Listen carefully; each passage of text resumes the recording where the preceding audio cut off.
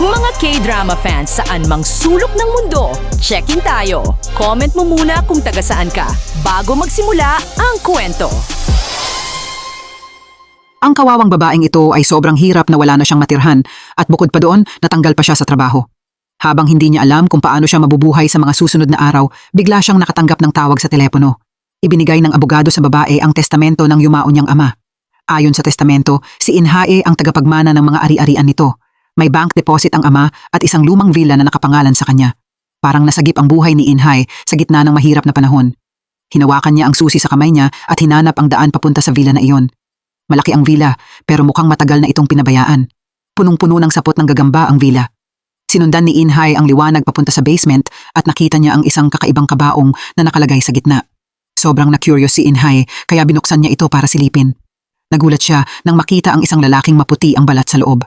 Nabigla siya nang biglang dumilat ng malaki ang taong iyon at tumingin sa kanya. Biglang nagsindi ang mga kandila sa paligid niya. Dahan-dahang lumabas si Woo-hyol mula sa kabaong na lalong ikinatakot ni Inhae. Sinabi ni Woo-hyol na siya ang descendant ni Butler Ju. Sinabi rin ni Woo-hyol sa kanya na huwag siyang mataranta dahil tao na siya ngayon. Samantala, sa kabilang panig, hindi maintindihan ni Inhae kung ano ang nangyayari at kung ano ang pinagdadaldal ng lalaking ito. Tinanong ni Inhae kung sino siya.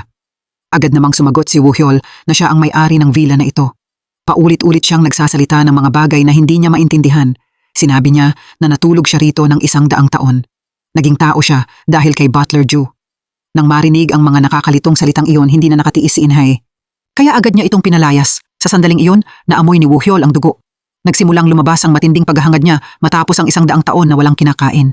Pero inisip ni Inhae na sobrang bastos lang ang inaakto niya. Kaya agad niya itong sinampal ng malakas. Dahil sa sampal, naalala ni Woo-hyol na hindi pa pala siya tumitingin sa salamin. Kaya agad siyang lumapit doon at balisang hinintay ang makikita niya sa salamin. Bahagya lang lumitaw ang itsura ni Woo-hyol. Naramdaman niyang may mali. Tinanong niya si Inhae kung anong araw na ngayon. Nang sabihin nitong 8 araw pa lang ngayon, nanginig ang mga kamay at paa ni Woo-hyol. Doon lang niya nalaman na kulang pa pala ng 1 araw para maging 100 taon. Sinisi ni Woo-hyol kay Inhae ang lahat ng pagkakamali. Lumabas na hindi siya tao kundi isang vampira. Pero dahil gusto ni Woo-hyol na magkaroon ng magandang pag-ibig sa isang tao, nagpasya siyang matulog sa kabaong ng 100 taon para maging tao. Noong panahong iyon, maring tumutol ang dalawa niyang malalapit na kapatid. Sa isang banda, sobrang delikado iyon para sa kanya. Sa kabilang banda, hindi rin sila naniniwala na kapag ginawa iyon ni Woo-hyol, magiging tao siya. Pero gusto pa ring paniwalaan iyon ni Woo-hyol at malalaman lang niya kung totoo iyon o hindi kapag sinubukan niya. Tutal, iyon lang ang tanging paraan noon. Bago siya umalis, ipinagkatiwala niya ang villa na ito kay Butler Ju. Dahil tao si Butler Ju, wala na siya sa mundong ito pagkalipas ng 100 taon. Nangako si Butler Ju sa kanya na patuloy na poprotektahan ng mga magiging descendant niya ang villa na ito. Hindi inaasahan, walang kaalam-alam si Inhae sa mga nangyayari. Sa 99 na araw, aksidente niyang nagising si Woo-hyol. Galit na galit si Woo-hyol at sinisi siya dahil ginising niya ito ng 1 araw ng mas maaga. Tiniis niya ang lahat para manatili roon ng 100 taon pero dumating siya at sinira ang lahat ng effort at paghihintay niya. Bago pa masipsip ni Woo-hyol ang dugo ni Inhae, kinagat siya nito pabalik kaya nawalan siya ng malay at bumagsak sa malamig na sahig. Pagkaalis ni Inhae, napalingon siya at nakita niyang nawalan ng malay si Woo-hyol. Nagulat siya nang malaman na hindi na tumitibok ang puso nito. Agad na dinala si Woo-hyol sa emergency room. Ginawa ng mga doktor ang lahat para mapatibok ulit ang puso niya pero hindi nila kinaya. Hindi nila alam na ang puso ng isang vampira ay hindi tumitibok. Sobrang nawasak si Inhae nang sabihin ng doktor na pumanaw na ang binata. Hindi siya makapaniwala na totoo iyon. Kasabay nito, may pasyenteng na aksidente sa kalsada na dinala sa tabi mismo ni Woo-hyol. Naamoy niya ang sariwang dugo at bigla siyang nagising. Bumalik ang pagnanasa niya sa dugo. Nagalit siya dahil hindi pala siya tuluyang naging tao, kundi naiwan lang sa gitna. Sa kabilang panig, nagulat ang doktor nang makita na nagising siya ulit. Narinig iyon ni Inhae at agad siyang tumakbo papasok para tingnan. At ganoon din ang naramdaman niya. Galit na galit pa rin si Woo-hyol. Sinabi niya rito na umuwi sila at doon mag-usap. Paulit-ulit niyang tinatanong kung ayos lang ba siya o kailangan pa ba niya ng ibang test. Pero ang itsura ni Woo-hyol ay hindi mukhang isang taong nabuhay ulit. Sobrang nagulat si Inhae nang malaman niyang umabot sa 3 milyon at 100 ang bill sa ospital. Pero wala siyang ibang choice. Kailangan niyang ilabas ang card niya para magbayad. Sa kabilang panig, nakita ni Woo-hyol ang lahat pero hindi niya maintindihan kung ano ang ginagawa niya. Sa labas, nagpatuloy ang pagtatalo ng dalawa. Inisip ni Inhae na isa siyang trespasser. Sinisi naman siya ni Woo-hyol dahil ginising niya ito ng 1 araw ng mas maaga. Pagkatapos noon, nagpa siya si Inhae na sumakay ng taxi pa uwi at iniwan si Woo-hyol na mag-isa sa kakaibang syudad. Siya lang mag-isa ang tumuklas sa lahat tungkol sa modernong buhay. Sobrang laki na ng ipinagbago nito. Pagkatapos ng 100 taong pagkakahimbing, lahat ng nasa paligid niya ay bago sa kanya. Mula sa mga tao hanggang sa mga bahay, tumayo si Woo-hyol sa harap ng salamin. Bahagya niyang nakikita ang anino niya, pero pareho pa rin ang instinct niya sa pagsipsip ng dugo tulad noon. Pakiramdam niya ay nasa hangganan siya ng tao at vampira. Sa panig namang ito, pagdating ng bagong araw, dumating sina Dong Seop at Sanghae para buksan ang takip ng kabaong. Sila ang dalawang nakababatang kapatid ni Woo-hyol mula pa noong 100 taon na ang nakalipas. Naghanda ang dalawa ng mga kandila at isang napakalaking cake para magdaos ng salubong kay Woo-hyol. Pero pagpasok nila sa basement, nagulat sila nang hindi nila siya makita kahit saan. Nang makita nila ang basag na salamin, sigurado silang may nangyari. Nagtatanong si Woo-hyol ng direksyon pa uwi. Pero nang basahin niya ang lumang address, walang nakakakilala rito. Bigla niyang naalala na may tailor shop malapit sa bahay niya. Mabuti na lang at dala pa rin ng tailor shop ang dating pangalan nito hanggang ngayon. Sinundan ni Woo-hyol ang mapa na ipinakita sa kanya ng dalawang babae at sa wakas ay masaya niyang nahanap iyon. Lumapit si Woo-hyol para purihin ang may-ari na gwapo ito gaya ng mga ninuno nito. Nagulat ang may-ari at hindi niya maintindihan kung ano ang nangyayari. Pagkatapos, pumunta si Woo-hyol sa villa niya at sa loob ay tiningnan niya ang mga gamit na hindi nagbago sa loob ng 100 taon. Nagpalit si Woo-hyol ng maayos na suit na may balak matulog pa ng isang araw. Pero pagpasok niya sa basement, nadiskubre niyang nasunog ang kabaong. Kasabay nito, inimpake ni Inhay ang mga gamit niya para lumipat sa bagong lugar. Nagkita ulit ang 2 taong ito na parang itinadhana sa isa't isa at nagpatuloy ang away nila tungkol sa bahay na ito. Pareho nilang iniisip na bahay nila ito. Gusto ni Inhay na magpakita si Woo-hyol ng ebidensya gaya ng kontrata o mga papeles ng pagmamay-ari ng lupa. Tinanong ni Woo-hyol ang tungkol sa susi na hawak niya dahil iyon ang ibinigay niya kay Butler Joe. Ibig sabihin, descendant niya ito. Naiinis si Inhay na kailangan na naman niyang makinig sa walang kwentang sinasabi ni Woo-hyol. Para patunayan na isa siyang vampira, kinailangan ni Woo-hyol na ipakita ang tunay niyang pagkatao. Binuka niya ang bibig niya pero wala siyang makitang pangil. Ilang beses pa niyang sinubukan pero hindi pa rin niya magawa. Bigla na lang nawala ang mga superpower na dati niyang meron. Gusto niyang tumingin si Inhay sa mga mata niya para ipakita na mag-iiba ang kulay ng mga ito pero hindi nagbago ang kulay ng mga mata niya at ang nakita lang niya ay ang malinaw na refleksyon ng sarili niya sa mga mata nito. Ibang-iba talaga iyon kumpara sa pagtingin niya sa sarili niya sa salamin. Tinutukan ni Woo-hyol ang mga matang iyon kaya naisip ni Inhay na isa siyang manyak. Agad siyang pinalayas ni Inhay palabas ng villa. Binalaan din niya ito na huwag na nitong banggitin ulit ang mga vampira o kahit anong katulad nito. Pumunta si Inhay sa convenience store para kumain ng instant noodles. Sa sandaling iyon, nakita niya si Woo-hyol na may ginagawa sa basurahan. Agad niya itong napansin at nakita niyang mukhang sobrang gutom ito kaya naawa siya rito. Inaya niya ito na kumain ng isang bowl ng noodles. Pagkabukas niya nito, naramdaman niya ang mahiwagang amoy na ito na parang kasing tindi ng amoy ng dugo. Inubos niya ang buong bowl ng noodles ng sobrang sarap na sarap. Pagkatapos kumain, tumayo siya at pinalakpakan iyon. Pinupuri kung gaano iyon kasarap na ikinahiya ni Inhay na nasa tabi niya. Habang nakatingin sa mga mata ni Inhay, bigla niyang naalala ang una niyang pag-ibig, si Hae Seon. Tinawag niya ang pangalan nito, kaya nataranta si Inhay. Naalala niya ang mga larawan ng dalawa nilang magkasama. Ang magandang sandaling iyon na hindi niya kailanman makakalimutan. Pagkatapos noon, ginising si Woo-hyol na may-ari ng restaurant. Pagkagising niya, hindi na niya makita si Inhay. Habang pauwi, muli niyang nakasalubong si Yang Nam. Alam din nito na hindi pa talaga tuluyang naging tao si Woo-hyol. Dito, ikinuwento ni Woo-hyol sa kanya ang tungkol sa isang babaeng gumising sa kanya ng isang araw ng mas maaga. Nang marinig ito, nagtaka si Yang Nam kung bakit dahil hindi madaling buksan ang kabaong. Ipinahiwatig niya na baka may espesyal na koneksyon si Inhay kay Woo-hyol. Kinabukasan ng umaga, nagmamadaling pumunta si Inhay sa dati niyang bahay. Gigibain na nila ang bahay habang hindi pa naililipat ang mga gamit niya. Gusto niyang pumasok para kunin ang mga gamit niya, pero hindi nila siya pinayagan. May pinahagis ang manager na lahat ng gamit ni Inhay mula sa itaas. Sa sandaling iyon, dumating si Do-sik at sinermonan ang mga empleyado niya dahil sa mga walang modo nilang ginawa. Lumapit siya kay Inhay para magtanong. Doon nalaman na dati nang magkakilala ang dalawa. Si Do-sik ay senior sa parehong school at 1 taon na mas matanda kaysa sa kanya. Nalito si Do-sik nang malaman niyang na-scam si Inhay at nagigibain na ngayon ang bahay. Nag-offer si Do-sik na tumulong pero inisip ni Inhay na maayos naman siya ngayon. Bago sila naghiwalay, iniwan niya ang business card niya at sinabi na kung may mangyari man, pwede siya nitong tawagan kahit kailan. Nang gabing iyon, nakasalubong ni Inhay sa kalsada ang scammer. Nang makita siya nito, tumakbo ito palayo at hinabol naman niya ito. Habang tumatawid siya sa kalsada, muntik nang maaksidente si Inhay. Biglang lumitaw ang marka ng kagat ni Inhay sa leeg ni Woo-hyol. Mukhang kapag nasa panganib si Inhe, mararamdaman ni Woohyol ang sakit. Mabilis na pinuntahan ni Woohyol si Inhe. Inilabas niya ang bote ng dugo na ibinigay sa kanya ni Yang Nam kanina. Para maging tao, tungkulin niyang protektahan si Inhe. Kapag namatay siya, masasayang ang lahat ng effort niya. Ininom ni Woohyol ang bote ng dugo at bumalik ang supernatural ability niya. Sa isang hakbang lang, lumipad siya paakyat sa bubong ng mataas na building. Naramdaman niya kung nasaan si Inhe sa kabilang panig. Hinabol niya ang scammer hanggang sa madilim na eskinita, pero hindi niya ito makita. Bigla itong lumitaw at naghanda para patayin si Inhe. Sa sandaling iyon, tumalon pababa si Woohyol mula sa itaas. Lumipad siya papunta roon at sinipa ang magnanakaw ng ilang dosenang metro ang layo. Kahit sunod-sunod ang suntok nito, wala siyang tinamong pinsala.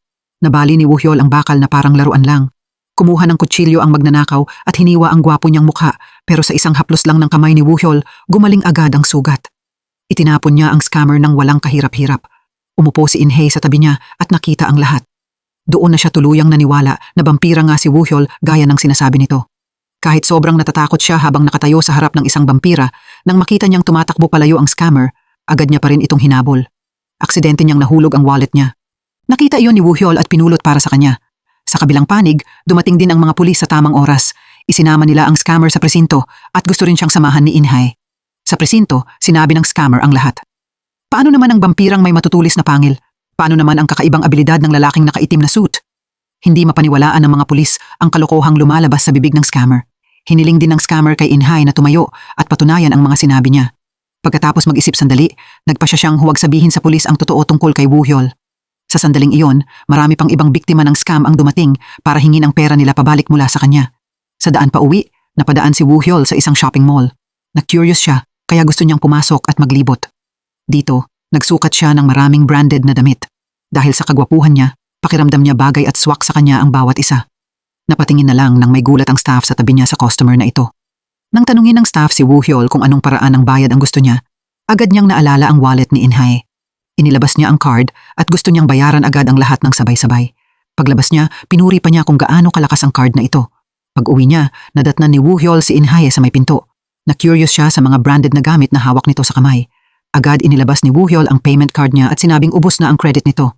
Mula sa pagkagulat, nauwi si Inhe sa galit. Wala na talaga siyang magawa sa mga pinaggagawa ni Woohyol. Samantala, nakaupo lang si Woohyol doon at ine-explore ang mga bagong bagay na kabibili lang niya. Patuloy siyang sinisermonan ni Inhe. Sinabi rin niya na malapit nang masira ang headphones niya, pero hindi siya makabili ng bago dahil sobrang tinitipid niya ang pera niya. Pero ito, nagawa pang gamitin ang pera niya para bumili ng mamahaling AirPod. Mukhang hindi na kinaya ni Inhe. Hindi na niya nakuha ang perang na-scam sa kanya at nagastos na ni Woohyol ang lahat ng laman ng card niya. Palaging sobrang tipid mamuhay si Inhe. Wala siyang pamilya o mga kaibigan at wala rin siyang planong magpakasal. Ayaw niyang humingi ng tulong o makaabala sa iba, kaya pera lang ang tanging paraan para maprotektahan niya ang sarili niya. Pagkarinig sa mga salitang ito mula kay Inhe, medyo nakonsensya si Woohyol, kaya nangako siyang ibabalik niya ang lahat ng perang iyon sa kanya. Bumaba si Woohyol sa basement para kunin ulit ang gintong itinago niya noon. Excited niyang binuksan ang kahon, pero biglang nawala ang ngiti sa labi niya. Wala roong ginto, kundi isang bakanting kahon lang. Tahimik na lumabas si Woohyol at naghanda para salubungin ang galit ni Inhe. Pagkarinig sa paliwanag niya, wala siyang sinabi ni isang salita. Pinagsuot niya ulit si Woohyol ng mga damit na iyon at kinuhanan ng litrato para ibenta ulit sa social media. Maya-maya, may pumayag ng bumili nito. Sinabi niya kay Woohyol na pumunta sa train station ng 2:00 bukas para makipagkita sa buyer. Kinabukasan, pumunta si Woohyol mag-isa sa tagpuan. Nakakagulat na si Shanghai pala ang buyer. Sobrang saya ni na Woohyol at nang malapit niyang kapatid nang makita nilang muli ang isa't isa. Pagkatapos nilang mag-usap tungkol sa kung ano-ano, dumiretso na sila sa pinakapunto. Gusto ni Shanghai ng konting discount pero mariing tumanggi si Woohyol. Pagdating sa pera, hindi na mahalaga ang brotherhood nilang panghabambuhay. Pagkatapos noon, pumunta sila sa Dong Seop snack shop. Hinaluan siya nito ng isang baso ng dugo para i-treat ang minamahal niyang kapatid. Sarap na sarap iyong ininom ni Woohyol dahil matagal na siyang kulang sa lakas. Dito, humiram si Woohyol ng 5 milyong won sa dalawa niyang kapatid. Dahil may economic recession, agad umiwas ang dalawang kapatid. May utang ang dalawa, at ngayon pati si Woohyol ay may utang na rin. Mula sa pagiging mataas na tao sa upper class, naging may utang si Woohyol pagkatapos lang ng isang beses na pagkakahimbing. Sa araw ding iyon, pumunta si Do-sik sa lumang bahay ni Inhe. Noong oras na iyon, nililinis niya ang lahat para lumipat sa bagong bahay, kaya gusto siyang tulungan ni Do-sik. Habang nasa daan, naisip niya kung paano siya agad nakahanap ng bagong bahay. Sinabi niyang mana sa kanya ang bahay na iyon. Pagdating pa lang nila, kararating lang din ni Woohyol sa bahay. Nang tanungin ni Do-sik kung sino iyon, Nalito si Inhae at ipinaliwanag na kakilala ito ng mga ninuno niya. Nakipagkamay at bumati si Woohyul sa kanila, pero naramdaman ni Do-sik na sobrang lamig ng kamay nito. Agad sinabi ni Inhae na may sakit ito kaya malamig ang mga kamay at paa.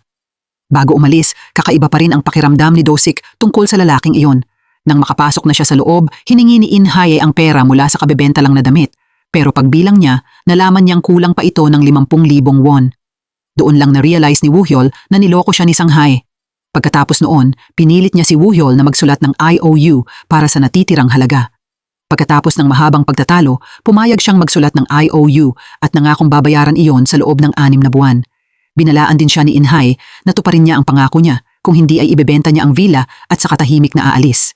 Kinabukasan ng umaga, pinuntahan ni Woohyul si Sanghae. Gusto niyang tulungan siya ng nakababatang kapatid niya na maghanap ng paraan para kumita ng pera.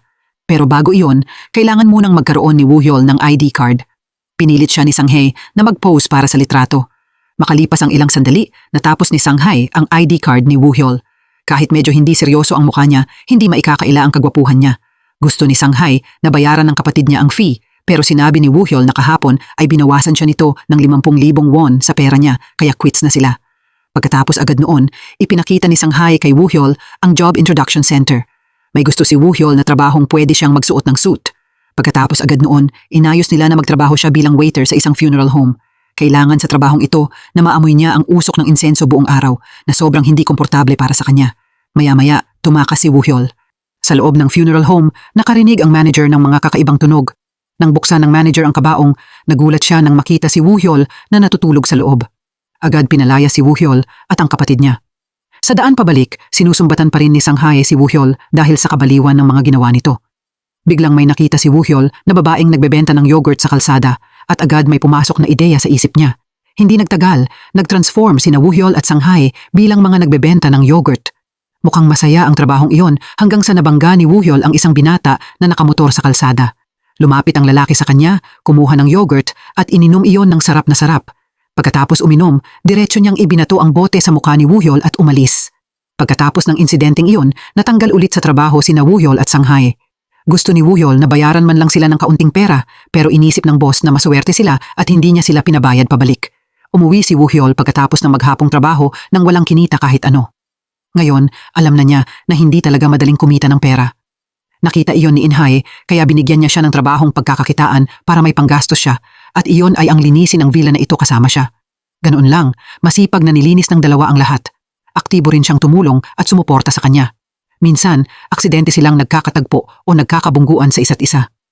Sa ilang sandali, naging malinis at sobrang maayos ang bahay. Wala itong pinagkaiba sa isang marangyang palasyo.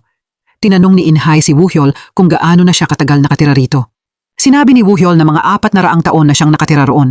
Nagtaka siya kung bakit gusto nitong tumira rito at hindi sa ibang lugar.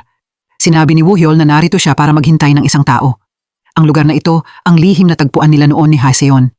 Naniniwala siya na balang araw ay babalik ito. Nagtaka si Woohyul kung bakit hindi natatakot si Inhae sa isang vampira na katulad niya. Pero kumpara sa mga vampira, mas takot si Inhae sa mga tao. Noong isang beses, niloko siya ng gagong iyon, pero sa isang vampira na katulad niya, iba iyon.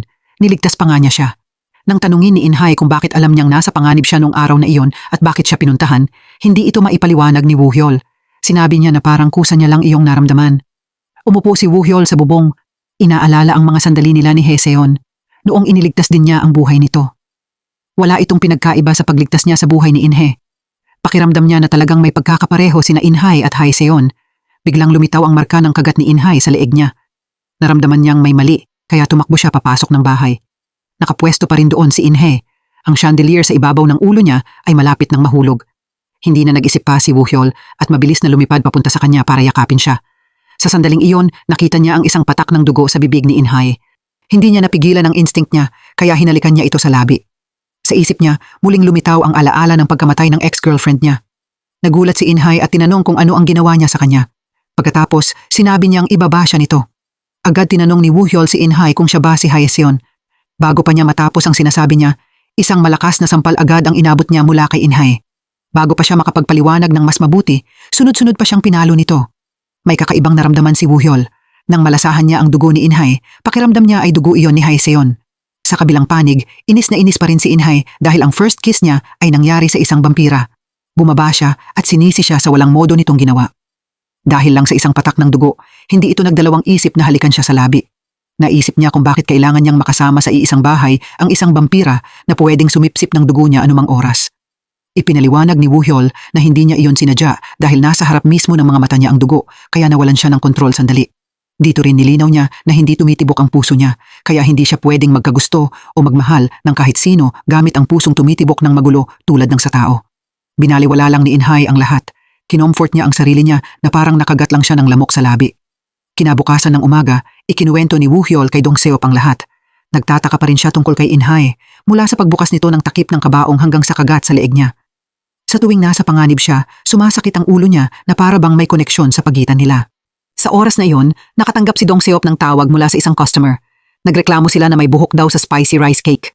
Agad siyang humingi ng tawad at nangakong papalitan iyon kaagad. Narinig ni Woo-hyol ang tungkol sa high school na pinagtatrabahuhan ni Inhay, kaya agad niyang gustong siya na lang ang mag-deliver ng pagkain kapalit ni Dong Seop. Kaya pagkatapos niyang maihatid ang pagkain, pinakiusapan ng teacher si Woo-hyol na tulungan siyang magtapon ng basura. Sa labas, pinilit siya ng babaeng ito na maghiwa-hiwalay ng basura. Nang malaman nilang naghahanap din ng trabaho si Woo-hyol, agad nila siyang kinuha para magtrabaho kasama nila.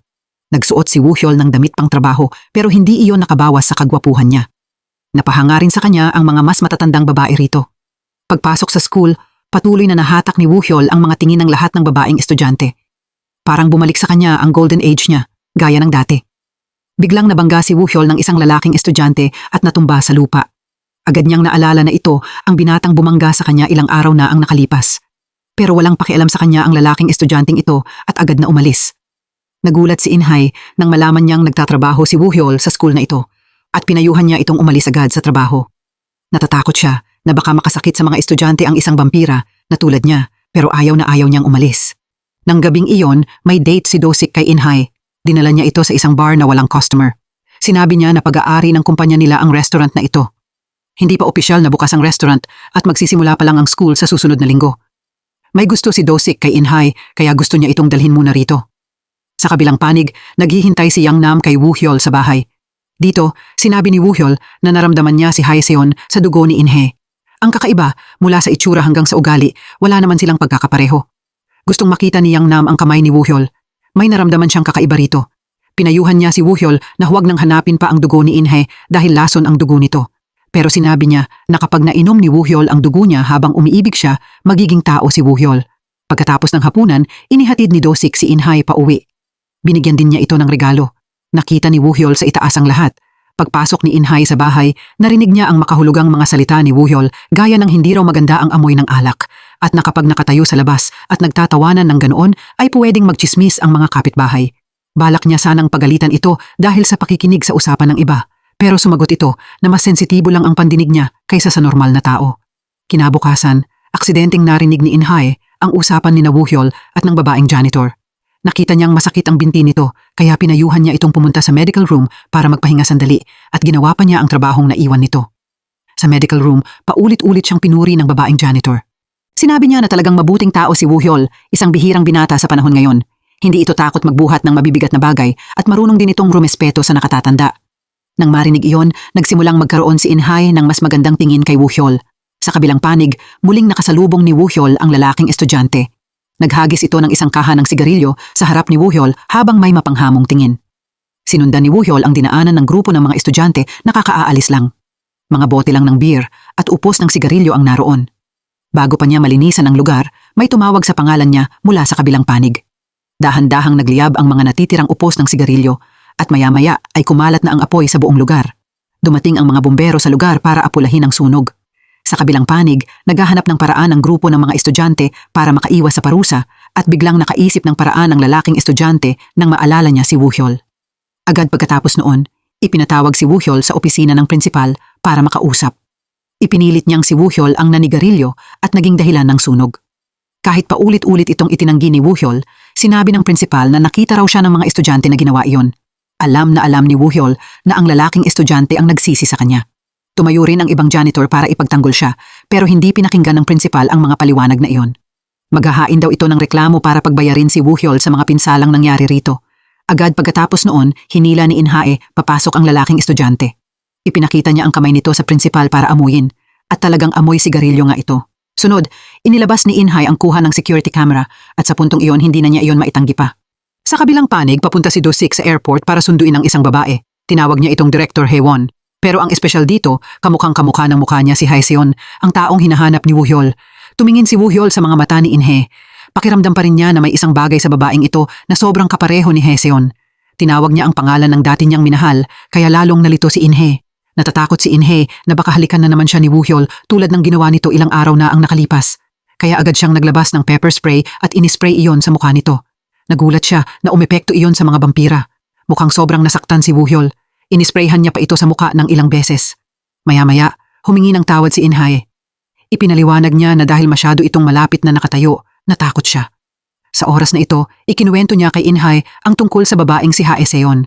Maraming taon na ang nakalipas, isinugal ni Haeseon ang buhay nito para iligtas siya. Nagtaka si Inhay kung bakit Haeseon ang itinawag niya sa kanya. Kamukha ba niya si Haeseon? Sinabi ni Woo-hyol na wala silang pagkakahawig sa isa't isa.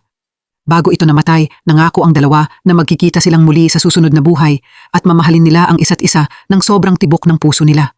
Dahil doon, palagi niyang gustong maging tao. Pero biglang dumating si Inhay at binuksan ang kabaong ng isang araw ng mas maaga bago pa makumpleto ang 100 taon. Humingi rin ng tawad si Inhe dahil doon at ipinaliwanag na hindi niya iyon sinadya. Ipinagpatuloy ni Woo-hyol na sa sandaling binuksan niya ang kabaong, inakala niyang si Haeseon siya at mas malinaw niya iyong nararamdaman sa tuwing nasa panganib siya. Inisip ni Inhay na sobrang kalokohan ang sinasabi niyang iyon. Noong isang beses, sinabi nitong descendant siya ng housekeeper niya.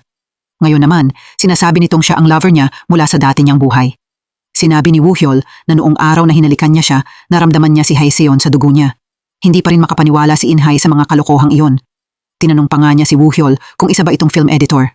Sapat na ang buhay na ito para pahirapan siya. Pero patuloy pa rin itong nagsasalita ng walang kwenta tungkol sa dati niyang buhay.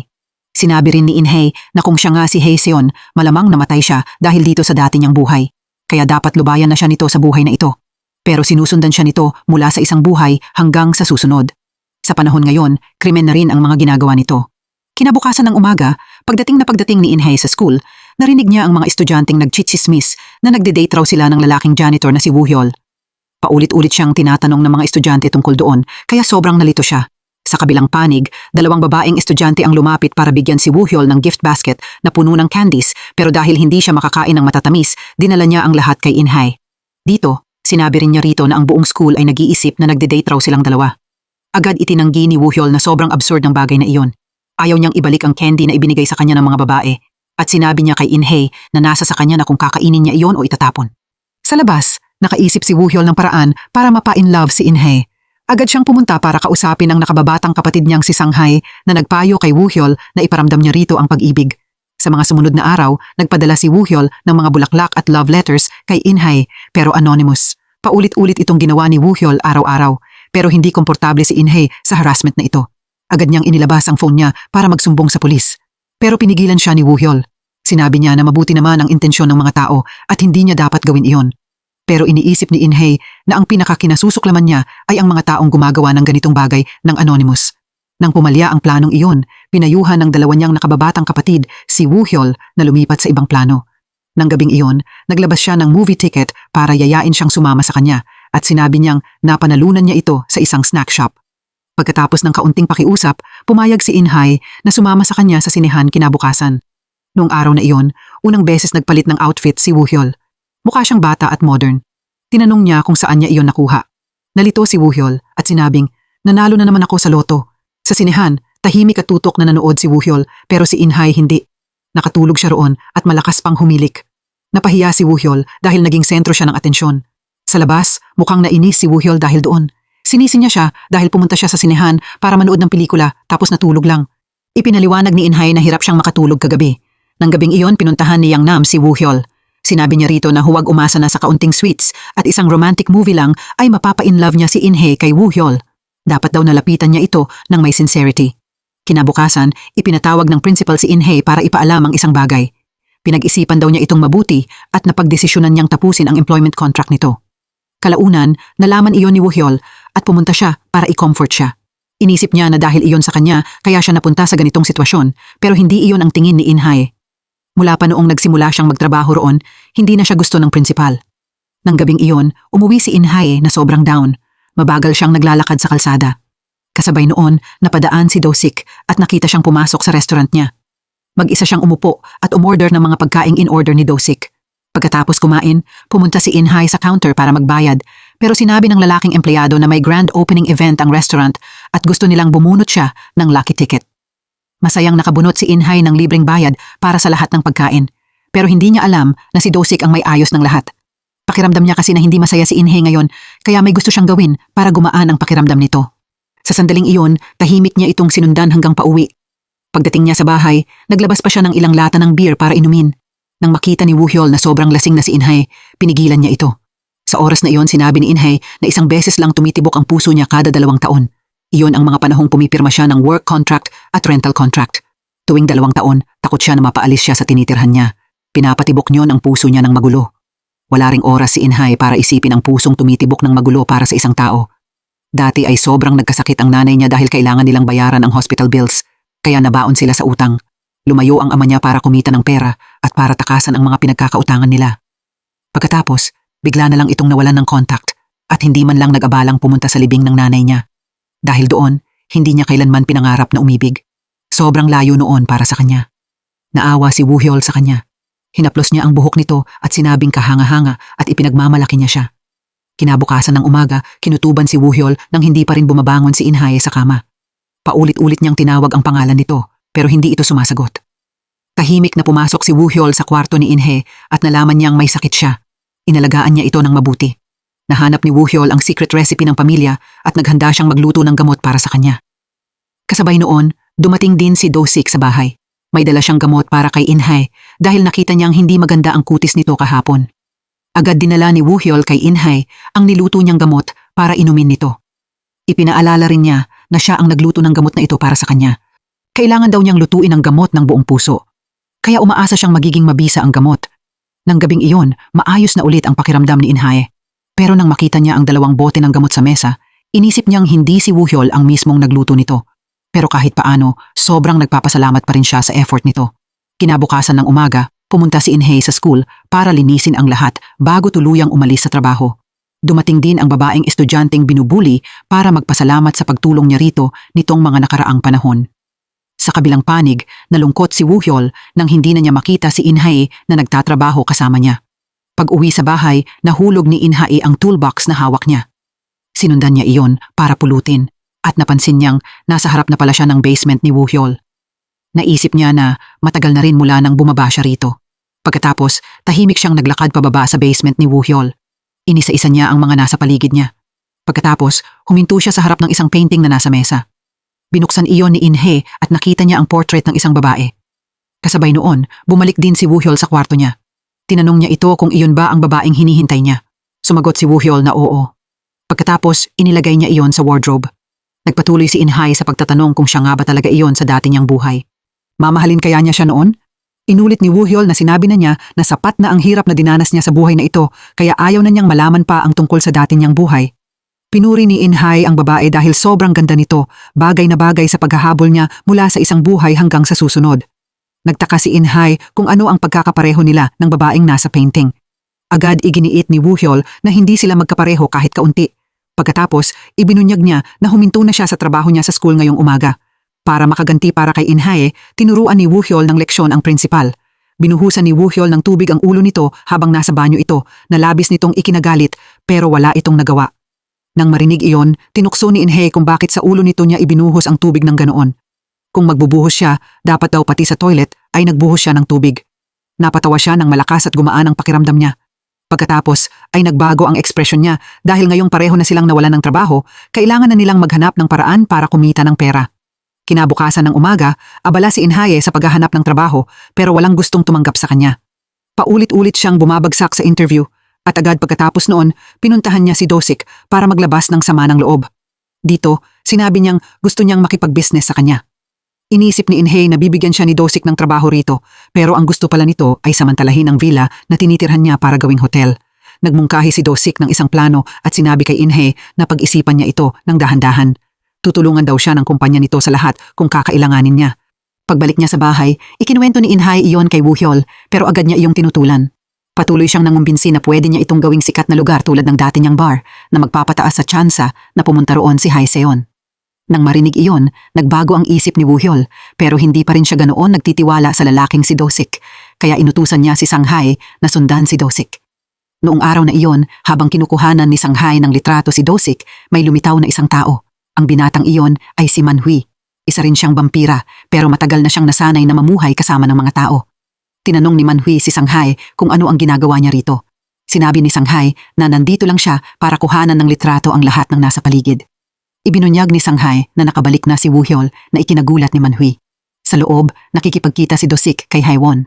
Pumunta siya para pag-usapan ang pagbili ng isang sinaunang villa. Sinabi ni Dosik na ayaw itong ibenta ng tagapagmana.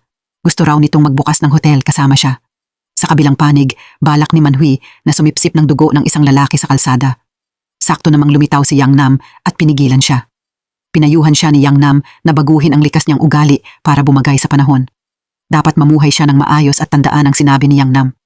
Noong umagang iyon, nagsimula ng magtrabaho sina Woohyol at Inhai para ihanda ang renovation ng villa bilang hotel. Sinukat nila ang mga door frame at ang lawak ng mga kwarto. Tumingin si Woohyol sa mga mata ni Inhai at nagsabi ng sobrang gandang bagay na ikinalito niya. Inilapit niya ang mukha niya pero agad niya itong itinulak palayo. Sinabi ni Woohyol na pinupuri lang niya ang itsura niya sa mga mata nito. Sa sandaling iyon, nakatanggap si Inhai ng tawag mula kay Dosik. Gusto raw siyang makipagkita nito ngayong gabi para pag-usapan ng trabaho. Nang gabing iyon, mag-isa pumunta si Inhai sa lugar na pinag-usapan nila ni Dosik pero naroon din si Haewon. Nag-alok si Haewon na makipagtulungan sa pag-invest sa hotel na iyon. Matagal nang interesado si Haewon sa villa na iyon at gustong-gusto niya ang antigong lugar na ito. Pakiramdam pa nga niya na parang gustong makipag-usap sa kanya ng villa na iyon. Pagbalik niya sa bahay, agad ikinuwento ni Inhai iyon kay Woohyol.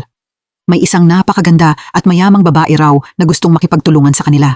Balang araw, dadalhin niya ito rito para ipasyal sa bahay.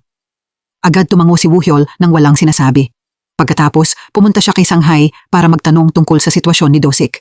Sinabi ni Sanghai na workaholic ito. Pumupunta ito sa kumpanya para sa meeting at pagkatapos ay umuuwi. Paulit-ulit lang ang buhay nito araw-araw. Bukod doon, wala na itong ibang ginagawa. Dito rin ibinunyag ni Sanghai na kakakilala lang niya kay Manhui na nagulat ng marinig na nakabalik na si Woohyol. Balak ni na Sanghai at Dong Seop na hanapin ang bunto ng ginto ni Woohyol. Iminungkahi ni Sanghai na kapag nahanap nila iyon, hahatiin nila sa 3, pero pumayag lang si Woohyol na hatiin iyon sa 2. Nang gabing iyon, may 2 kapitbahay na pumunta sa villa. Gusto nilang mag-roving sina Woohyol at Inhai dahil marami raw magnanakaw nitong mga nakaraan. Inikot nilang 2 ang bawat sulok ng magkasama. Nakonsensya rin si Inhai sa mungkahin niyang i-renovate ang villa dahil daan-daang taon itong iningatan at pinrotektahan ni Woohyol pero hindi ganoon ang tingin ni Woohyol. Ang pagre-renovate ng villa ay isa rin sa mga layunin niya. Pagbalik niya sa bahay, nagulat si Inhai nang makita na kanina pa pala naroon si Haewon. Nang lumingon siya, sobrang nagulat si Woohyol. Agad niya itong nilapitan para yakapin at tinawag ang pangalan ni Haeseon. Hindi niya binigyan ng oras si Haewon na magpaliwanag. Nasaksihan ni Inhai ang lahat at sobrang nagulat siya. Hindi pa rin maintindihan ni Haewon ang nangyari. Naisip niya kung dati na ba silang nagkita. Nalito si Woohyol at hindi alam kung paano sasagot. Mabilis na lumapit si Inhai para humingi ng tawad kay Haewon. Pagkatapos, ipinaliwanag niya na matagal nang nanirahan sa abroad si Woohyol kaya medyo kakaiba itong umasta. Hindi pa rin matanggap ni Haewon ang paliwanag na iyon. Bago umalis, mukhang masaya pa rin si Haewon. Pakiramdam niya na talagang kakaiba at interesting ang lalaking iyon. Pagpasok sa bahay, matagal na tinitigan ni Woohyol ang portrait ni Haeseon. Pinaninindigan pa rin niya na ang babaeng iyon ang Haeseon na hinahanap niya. Sinisi niya ang sarili niya dahil tinupad nito ang pangako nitong bumalik, pero si Woohyol ay hindi naging tao.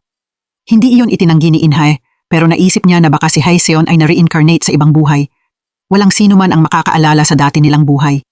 Sa kabilang panig, naalala ni Haewon ang sandaling niyakap siya ni Woohyol. Kahit unang beses pa lang silang nagkita, sobrang pamilyar at hindi maipaliwanag ang naramdaman niya. Sobrang curious talaga siya tungkol dito. Kinabukasan ng umaga, pinag-uusapan ni na Sanghai at Dong Seop ang may sala sa pagkuha ng ginto. Iniisip ni Sanghai na malamang si Butler Ju ang taong iyon. Si Inhai ang descendant nito, kaya siguradong alam niya kung nasaan iyon. Sa sandaling iyon, naroon din si Woohyol. Hindi niya iyon iniisip. Alam na niya kung gaano katapat si Butler Ju. Kung kailangan nito ng pera, matagal na sana nitong ibinenta ang villa. Pumunta rito si Woohyol para sabihin sa 2 niyang nakababatang kapatid ang tungkol sa babaeng kakakilala lang niya kahapon. Ang hindi niya maisip ay bakit hindi siya nito nakilala at bakit hindi pa rin siya maging tao. Nangako silang 2 na mamahalin ang isa't isa nang mabilis ang tibok ng puso nila, pero ngayon ay imposible na iyon. Naiintindihan ni Inhai ang masakit na pakiramdam ni Woohyol nitong mga nakaraang araw. Ngayon, naghanda siya ng kaunting dugo para sa kanya para gumaan ang loob niya. Sinabi niya rito ang tungkol sa pag-imbita kay Haewon na bumisita sa villa dahil gusto nitong mag-invest sa hotel na ito. Agad na sumang-ayon si Woo-hyol sa ideyang iyon. Takot din siya na baka makaapekto ang bigla niyang paglitaw sa buhay nito. Pinayuhan siya ni In-hae na huwag isipin si Haewon bilang si Hae-seon mula sa dati niyang buhay. Dapat tratuhin niya ito bilang si Haewon sa kasalukuyan. Tumayo si Woo-hyol sa bubong para pag-isipan ng lahat. Sakto namang naroon din si Yang Nam. Ikinuwento niya rito ang tungkol sa paglitaw ni Haewon. Pinayuhan niya si Woo-hyol na bilisan nitong maging tao dahil napakadelikado para sa kanya ng hangganan sa pagitan ng vampira at tao. Ipinaalala rin niya kay Woo-hyol na inumin ang dugo ni In-hae kapag umiibig na ito para maging tao siya.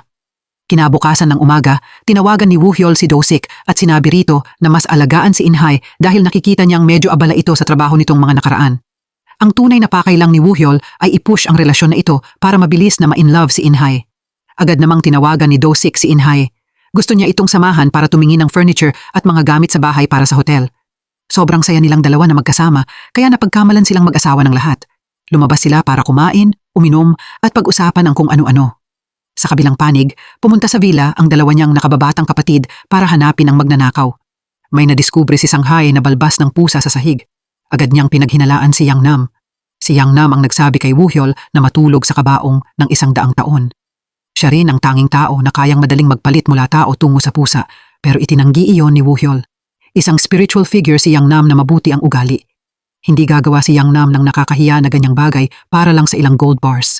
Sumang-ayon din si Dong Seop doon dahil hindi pa naman sigurado na sa kanya nga ang balbas na yon. Pagkatapos agad noon, umupo sila at sabay-sabay na uminom ng dugo. Sa sandaling iyon, kararating lang din ni In-hae sa bahay. Nagulat siya nang makita ang mga eksenang iyon. Agad tumayo si Woo-hyol para ipakilala sa kanya ang dalawa niyang malalapit na kapatid. Doon lang niya nalaman na pareho pala silang vampira at na ang matabang lalaki ay ang may-ari ng spicy rice cake shop sa tapat ng gate ng school. Sinubukan ni Woo-hyol na ipaliwanag kay In-hae na hindi sila masasamang tao. Hindi sila sumisipsip ng dugo ng tao o nananakit ng kahit sino. Pero hindi matanggap ni In-hae na ang lugar na ito ay magiging hotel na. Ayaw niyang maging tipunan ito ng mga vampira, kaya agad niyang inanyayahan ang dalawang vampira na umalis. Hindi siya mapigilan ni Woo-hyol, kaya sinenyasan na lang niya ang dalawa niyang kapatid na umalis.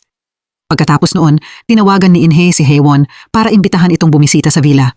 Agad namang pumayag si Haewon dahil gusto talaga niyang makitang muli ang isang kakaiba at interesting na lalaki gaya ni Woo-hyol. Bago magkita kay Haewon, binigyan ni In-hae si Woo-hyol ng ilang kondisyon. Una, bawal niyang banggitin ang pangalan ni Hae-seon sa harap ni Haewon. Bawal din niya itong biglang hawakan o yakapin. Bawal din niyang titigan ang mukha nito. Sobrang bastos daw iyon. Ang huling bagay ay kailangan niyang mag-ingat na huwag mabunyag ang pagkakakilanlan niya bilang vampira. Kahit sino pa iyon o ano man ang mangyari, bawal niya itong ibunyag. Wala nang magawa si Woo-hyol kundi sumunod ng maayos dahil gusto rin talaga niyang makita ulit si Haewon. Nang gabing iyon, habang naglalakad siya sa garden, aksidente niyang nakita ang mga ligaw na bulaklak at agad niyang naalala ang mga sandali nila ni Hae-seon. Mahilig din ito sa mga bulaklak. Sinabi ni Hae-seon na para raw itong mga bituin sa lupa. Tinitigan iyon ni Woo-hyol nang punong-puno ng emosyon ang puso niya. Sa itaas, nakita ni In-hae ang lahat at naintindihan niya ang nararamdaman ni Woo-hyol sa sandaling iyon. Noong umagang iyon, inihanda ni Woo-hyol ang pinakamagandang outfit sa closet para salubungin si Haewon. Maingat ding inayos ni In-hae ang damit niya. Nang dumating si Haewon sa bahay, naghanda si Woo-hyol ng magandang bouquet of flowers para sa kanya. Sa kabilang panig, nakaramdam ng sobrang selos sina Do-sik at In-hae sa 2 taong ito. Pagkatapos noon, ipinakita ni Woo-hyol kay Haewon ang lahat ng kwarto. Sobrang nagustuhan ni Haewon ang sinaunang ganda ng villa na ito. Gusto niyang panatilihin ito kung ano ito nang walang kahit anong renovation. Sumang-ayon si Woo-hyol sa pananaw na iyon. Sinisi pa niya ang mga tao dahil ang weird nila kapag gusto nilang ayusin ang lahat. Nagtaka si Haewon kung bakit magkasamang nakatira sina Woo-hyol at In-hae sa bahay na ito. Nalito si Woo-hyol at sinabing kakilala niya ang mga ninuno nito. Tumingin si Woo-hyol sa mga mata ni Haewon. Kakaiba na wala siya sa mga mata nito. Sobrang iba iyon kumpara sa mga mata ni In-hae. Pagkatapos ng paglibot, umupo sila para mag-lunch.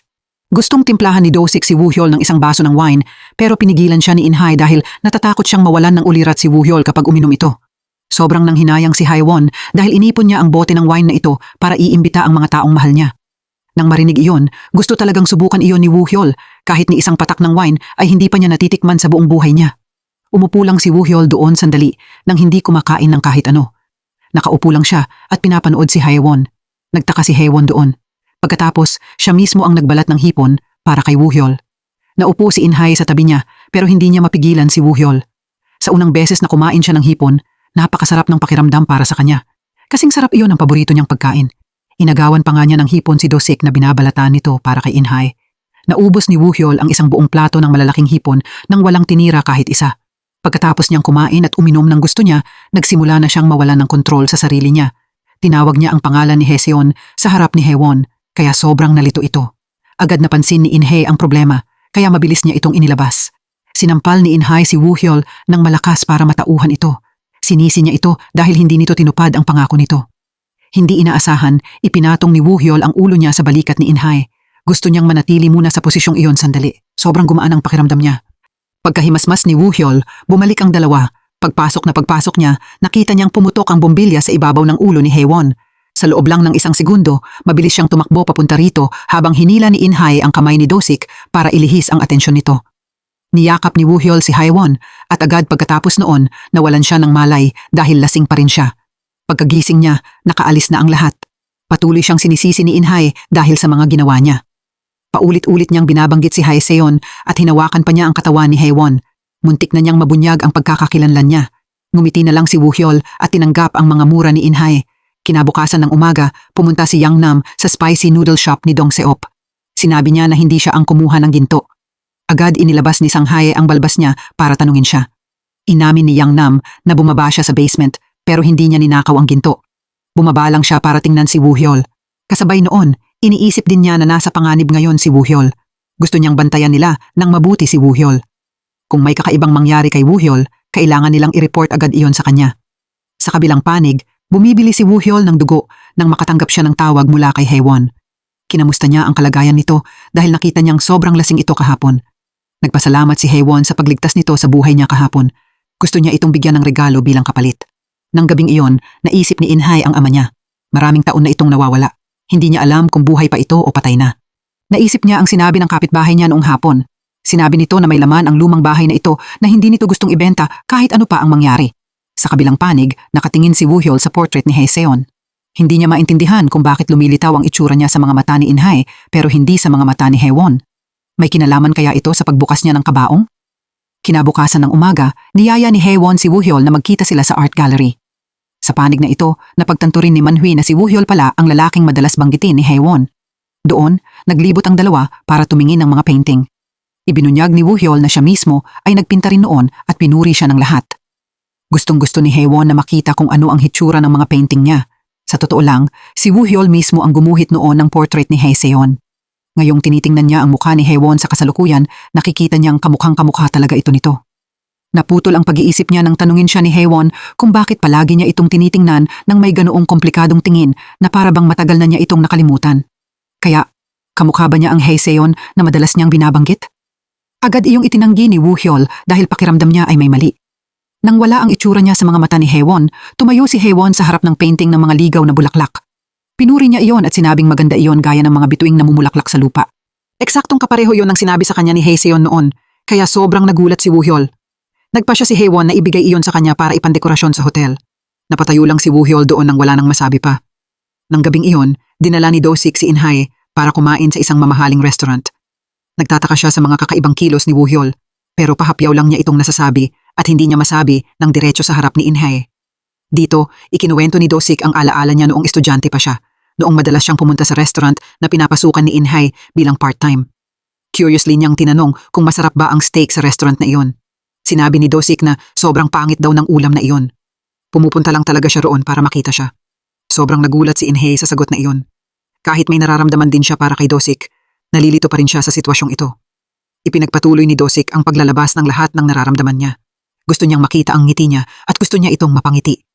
Gusto ni Do-sik na mag-drive sila ni Inhay papunta sa labas ng syudad bukas. May magandang cafe raw doon para mag-enjoy sa tanawin pero tumanggi si Inhay. Naiintindihan niya ang nararamdaman ni Do-sik. Pero sa ngayon, gusto lang ni Inhay na mag-focus sa paghahanda ng hotel. Naiintindihan iyon ni Do-sik kaya masaya niya iyong tinanggap. Ayaw niyang magmukhang malungkot sa harap ni Inhay. Noong araw na iyon, nagpadala si Haewon ng tao para dalhin kay Woohyol ang isang painting bilang regalo. Pero hindi lang painting ang naroon, kundi isang brand new na kotse rin. Nang marinig iyon, sobrang nagulat si Inhay. Hindi siya makapaniwala sa nakita ng mga mata niya. Agad tumawag si Haewon kay Woohyol. Gusto niyang ibigay sa kanya ang kotse para mas madali para sa kanya ang pag-asikaso sa hotel. Wala nang ibang nasabi si Woo-hyol kundi, salamat. Nagbiro rin si In-hae na kung mailigtas pa niyang muli si Haewon, baka isa pang bahay ang ibigay sa kanya. Gusto ni In-hae na ibenta ang kotse para mabayaran ni Woo-hyol ang utang niya, pero agad niya itong pinigilan dahil regalo iyon ni Haewon para sa trabaho. Paano niya iyon maibebenta? Iniisip ni In-hae na lampas sa kakayahan ni Woo-hyol ang gasolina, maintenance at buwis ng kotse. Bukod doon, wala pa siyang driver's license. Kung gusto niyang itago ang kotse na ito, kailangan niyang matutong mag-drive agad. Agad na pumunta si Woo-hyol para matutong mag-drive. Natakot din ang driving instructor na nakaupo sa tabi niya nang makita itong humawak sa manibela. Nang medyo naging confident na siya, isinama niya si In-hae para ipakita rito ang driving skills niya, pero hindi pa rin maitago ng mukha niya ang kaba. Sobrang kinakabahan si In-hae nang umupo siya sa kotse na ito. Sa totoo lang, wala rin siyang driver's license. Makalipas ang ilang araw, natapos ang hotel at nagsimula na itong mag-operate. Gusto rin ng dalawang kapitbahay na pumunta at bumisita. Pinangalanan ni Woo-hyol ang hotel na Nadan, gaya ng bar niya noon daan-daang taon na ang nakalipas. Nag-aalala si In-hae dahil kahit isang bisita ay wala pang dumadaan buong araw. Agad siyang pinalakas ng loob ni Woo-hyol na unang araw pa lang ngayon kaya maghintay pa sila ng kaunti. Habang namimigay si Woo-hyol ng mga kahon ng rice cake sa mga kapitbahay, hindi niya inaasahang makakasalubong niya si Man-hui. Nagtaka si Man-hui kung bakit sobrang nakakapit si Woo-hyol sa bahay na iyon at hindi niya maiwan-iwan. May alitan na ang dalawa noon pang maraming taon na ang nakalipas. Pinayuhan siya ni Woo-hyol na mamuhay ng maayos at tigilan na ang paggulo. Nang paalis na si Woo-hyol, bigla siyang binangga ni Man-hui mula sa likod gamit ang kotse niya. Pero sa isang kamay lang ay napigilan ni Woo-hyol ang kotse. Patuloy na inapakan ni Man-hui ang silinyador pero hindi nito nasaktan si Woo-hyol. Sinabi ni Man-hui na malakas pa rin si Woo-hyol pero hindi na gaya ng dati. Pagkatapos noon, umalis siya. Sa kabilang panig, huminto sa hotel ang unang babaeng guest. Gusto raw niyang mag-rent dito ng matagal. Medyo nalito si In-hae dahil wala naman siyang balak magpaupa sa pangmatagalang guest, pero dahil unang guest iyon sa opening day, masaya siyang pumayag. Binigyan ng secretary si Do-sik ng kakaibang clip mula sa camera na kaka-record lang. Sa loob nito ay isang eksena ni Woo-hyol na hinarang ang kotse ni Man-hui gamit ang bare hand niya. Sobrang nagulat si Do-sik sa nakikita niya. Pagkatapos noon, umupo siya at binalikan sa isip ang mga kakaibang kilos ni Woo-hyol nitong mga nakaraang araw. Mula pa noong unang araw na nakilala niya si Woo-hyol, naramdaman na ni Do-sik na sobrang lamig ng mga kamay nito. At noong araw ding iniligtas ni Woo-hyol ang buhay ni Haewon, mukhang hindi pala ilusyon ang nakita niya sa isang iglap. At ngayon, sa video na ito, hindi rin malaman ni Do-sik kung anong klaseng tao ba talaga si Woo-hyol. Sa panig na ito, si Woo-hyol na kalahating tao at kalahating vampira ay biglang nakakaramdam ng kakaibang pananakit.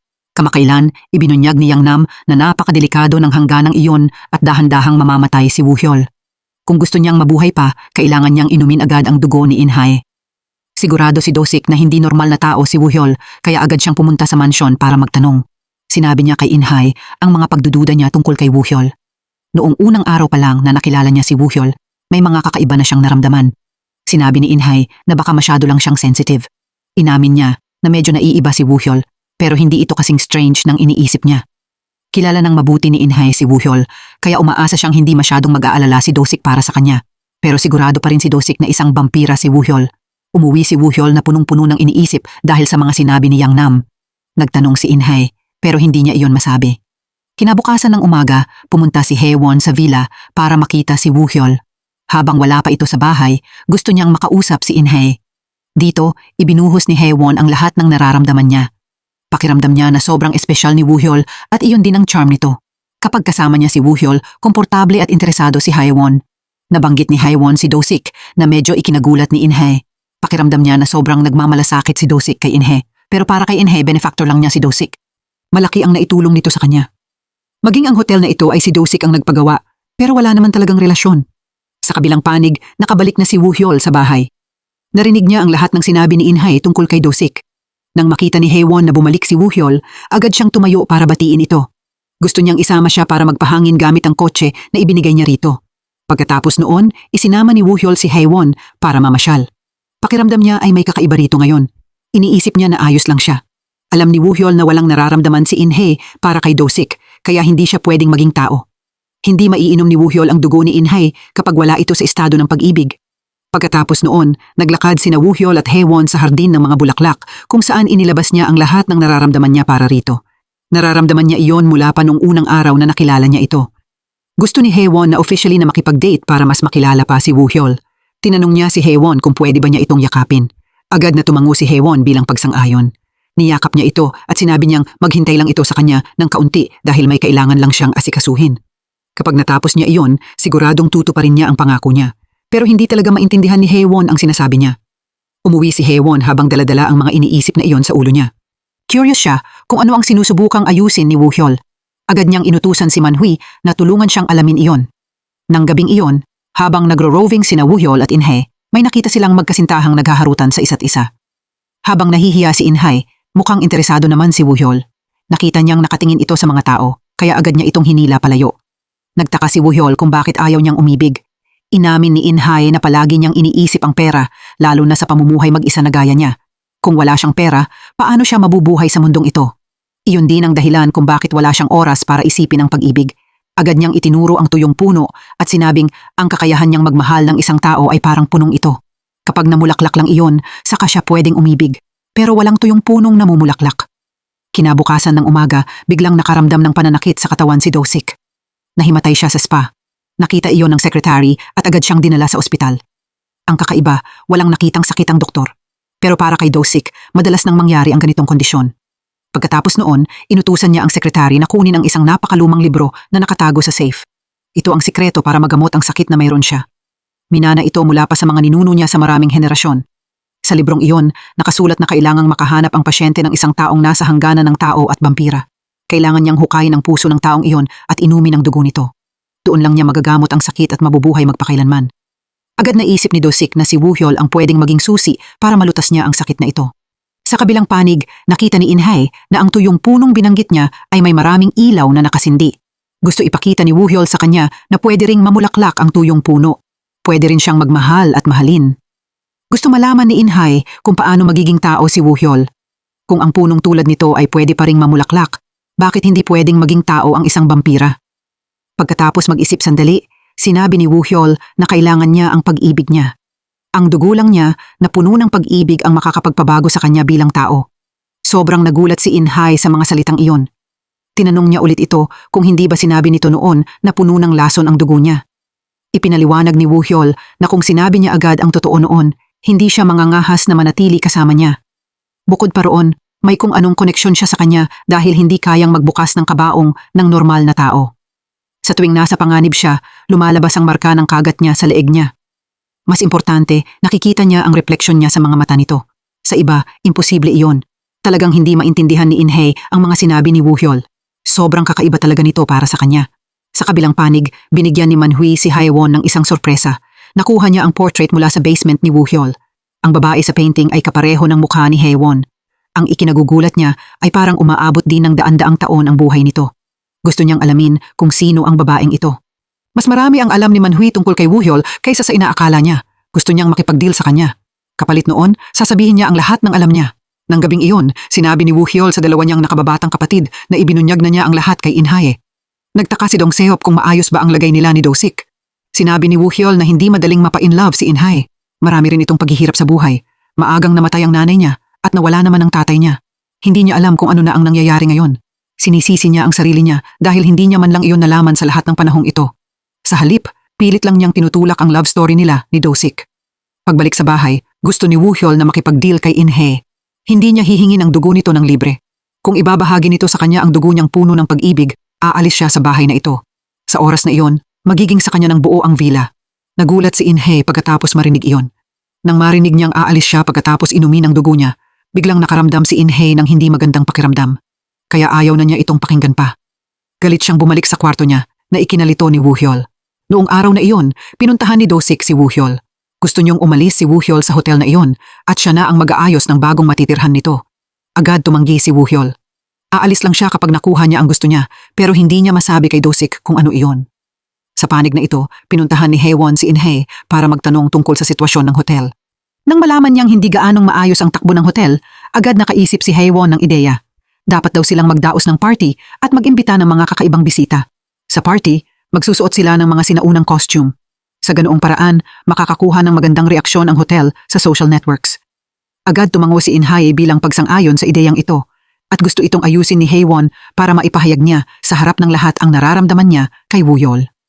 Nang gabing iyon, handa na ang party at naroon din ang malalapit na kaibigan ni Woo-hyol para tumulong sa pagsalubong sa mga bisita.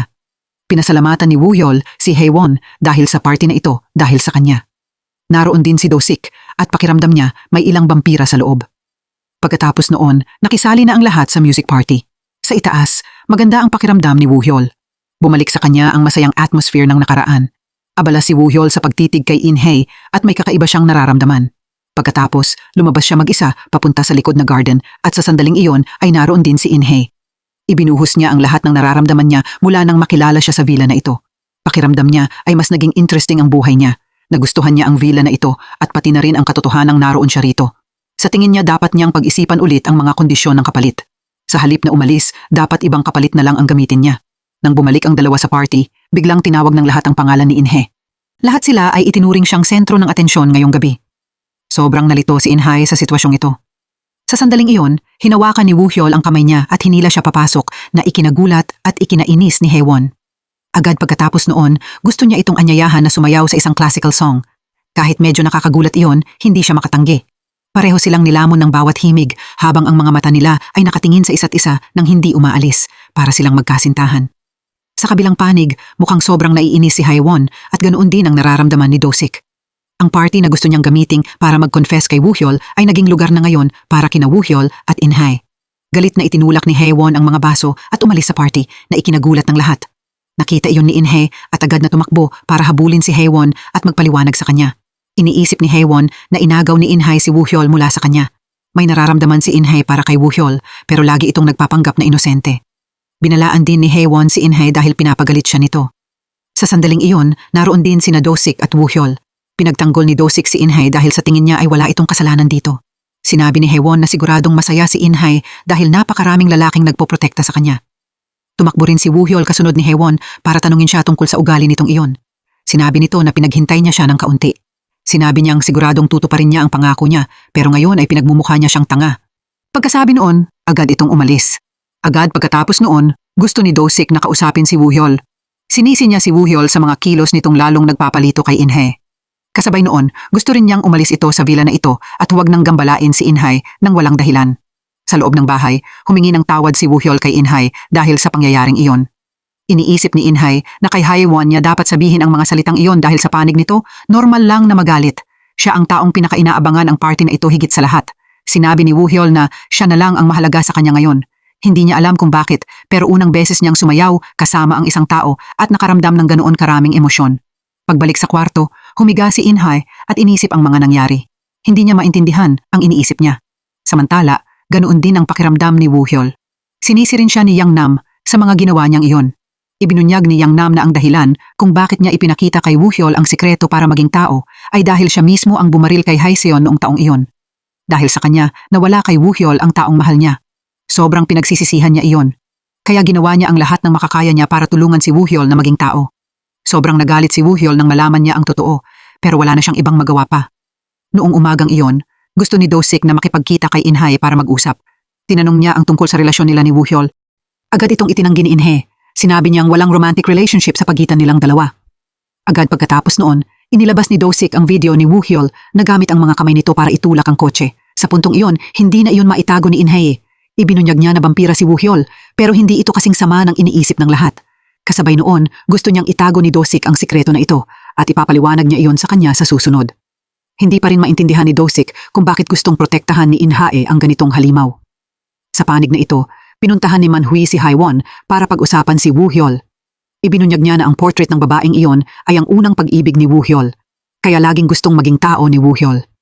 Sobrang nagulat si Haewon sa mga sinabi ni Man-hui. Nagtaka siya kung hindi nga ba talaga tao si Woo-hyol. Agad tinawagan ni Haewon si Woo-hyol na noon ay nasa bar at mukhang sobrang lasing. Narinig iyon ni In-hae at sinabi kay Woo-hyol na pumunta roon at tingnan siya. Pagdating niya nakita niyang sobrang lasing si Haewon at kung ano-ano na ang sinasabi, kaya inihatid niya ito pauwi. Sa panig na ito, hinihintay pa rin ni In-hae si Woo-hyol pero hating gabi na at hindi pa rin niya ito nakikita. Kinabukasan ng umaga, pagmulat ni Haewon, nakita niya roon si Woo-hyol. Ibinunyag niya rito na alam na niya ang lahat. Inilabas niya ang portrait ni Haeseon para ipakita kay Woo-hyol. Nagtaka siya kung bakit nasa kamay ni Haewon iyon. Tinanong niya kung siya ba ang nasa painting na ito. Sinabi ni Woo-hyol na nang makita niya iyon, may naalala ba siya? Hindi nito sinagot ang tanong na iyon, kundi may hiningi ito. Ayaw niyang magkasamang tumira sina In-hae at Woo-hyol sa villa na iyon, kaya si Woo-hyol o si In-hae ang dapat umalis. Agad tumutol dito si Woo-hyol. Hindi niya kayang sundin ang hiling ni Haewon. Iginiit din ni Woo-hyol kay Haewon na ang taong matagal na niyang hinahanap ay ang taong magpapakita sa kanya kung ano ang pag-ibig, hindi ang taong kamukha lang ni Haeseon.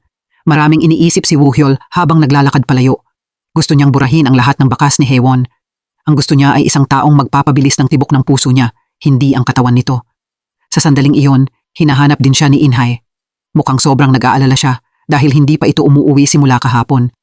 Nang makita niya itong nakatayo roon habang pinapagalitan siya, sobrang saya at panatag ang naramdaman niya. Dahan-dahang lumapit si Woo-hyol kay Inhay na may maliwanag na ngiti sa labi. Balak niya sana itong yakapin pero biglang sumakit ang ulo niya. Pagkatapos noon, bumagsak siya at nawalan ng malay. Sobrang nataranta si Inhay sa sitwasyong ito. Hindi niya alam ang gagawin. Hindi siya makatawag ng ambulansya. Mabuti na lang at napadaan sina Dong Seop at Sang-hae sa sandaling iyon. Agad nilang dinala si Woo-hyol pauwi. Binigyan siya ni Dong Seop ng isang bag ng dugo at parang luminaw ang kutis ni Woo-hyol dahil doon. Hindi rin nila alam kung ano ang nangyayari sa kanya. Sa panig na ito, pinuntahan ni Man-hui si Do-sik. Alam niyang naghahanap si Do-sik ng isang taong nasa gitna ng hangganan ng vampira at tao. Kaya gusto ni Man-hui na makipagtulungan para tulungan si Do-sik na mahanap ang taong iyon.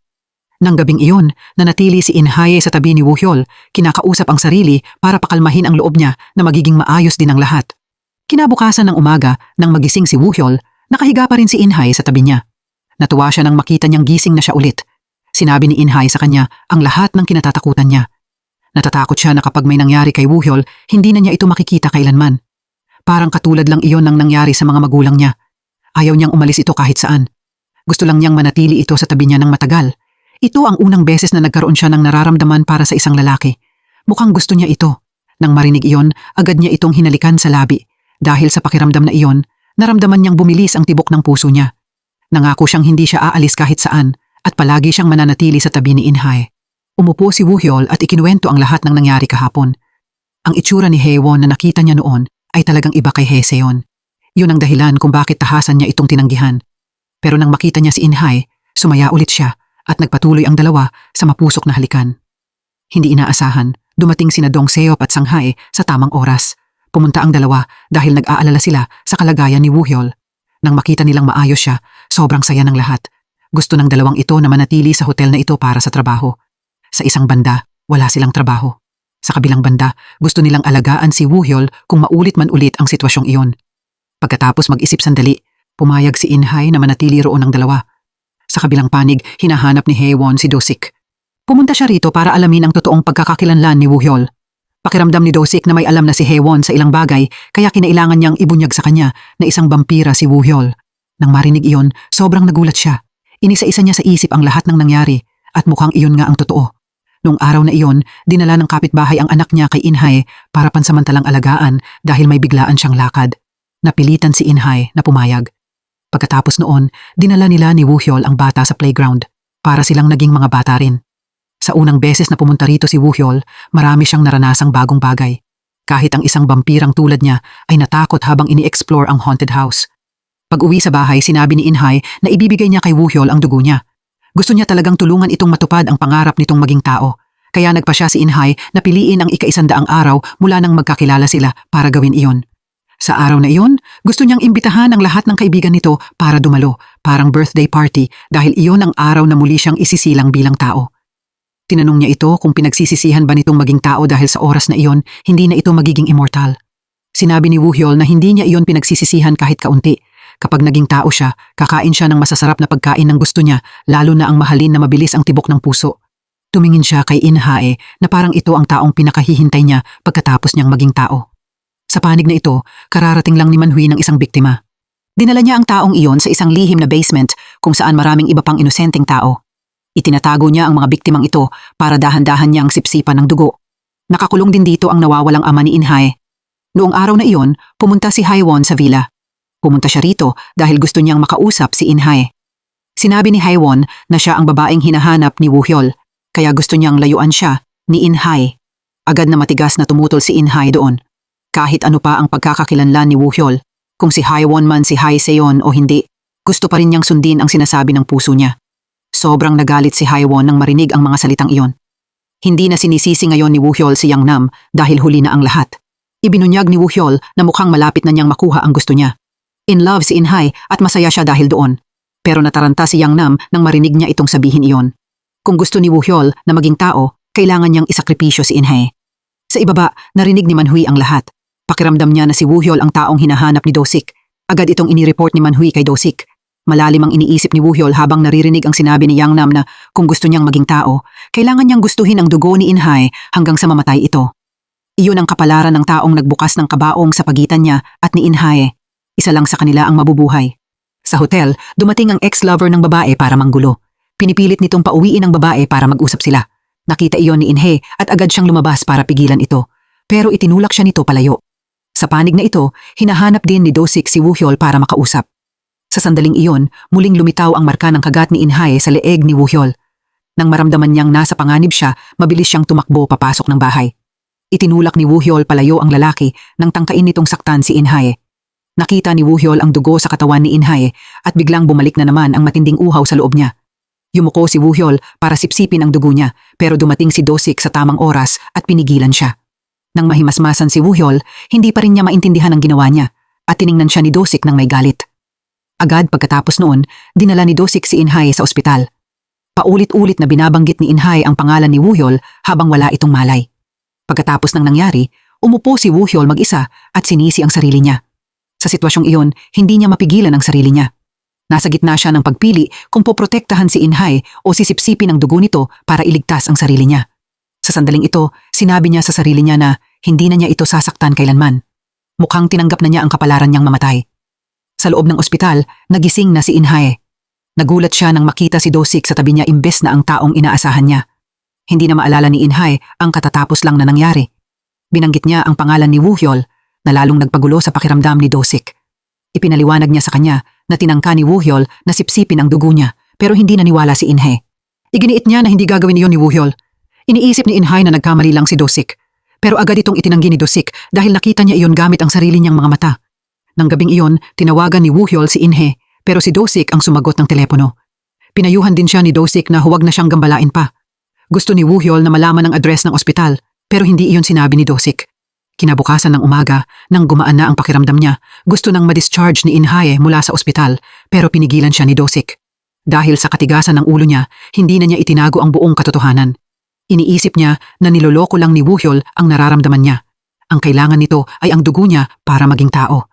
Sisipsipin nito ang dugo niya hanggang sa mamatay siya bago ito maging tao. Wala iyong pakialam kay Inhay dahil siya ang mas nakakaintindi kay Woo Hyol kaysa kanino man at hinding-hindi niya balak umalis sa bahay na iyon. Nagpasalamat din siya kay Do-sik sa palagi nitong pag-aalala sa kanya pero mas panatag siya kapag si Woo Hyol ang kasama niya. Hindi si Woo Hyol ang nangangailangan sa kanya kundi siya ang nangangailangan kay Woo Hyol. Sa kabilang panig, natagpuan ni Haewon si Woo Hyol. Pumunta siya rito para isauli sa kanya ang portrait ni Haeseon. Ibinuhos niya ang lahat ng nararamdaman niya. Mula nang makilala niya ito, parang tumigil sa pagiging normal ang buhay niya. Sinabi ni Haewon na siya ang taong nasa painting pero hindi niya maintindihan kung bakit ibang babae ang gusto nito. Hindi niya maintindihan kung ano ang pagkakaiba nila ni Haeseon sa painting. Tinanong niya ito kung ano ang kailangan niyang gawin para maging katulad niya at makuha ang nararamdaman nito.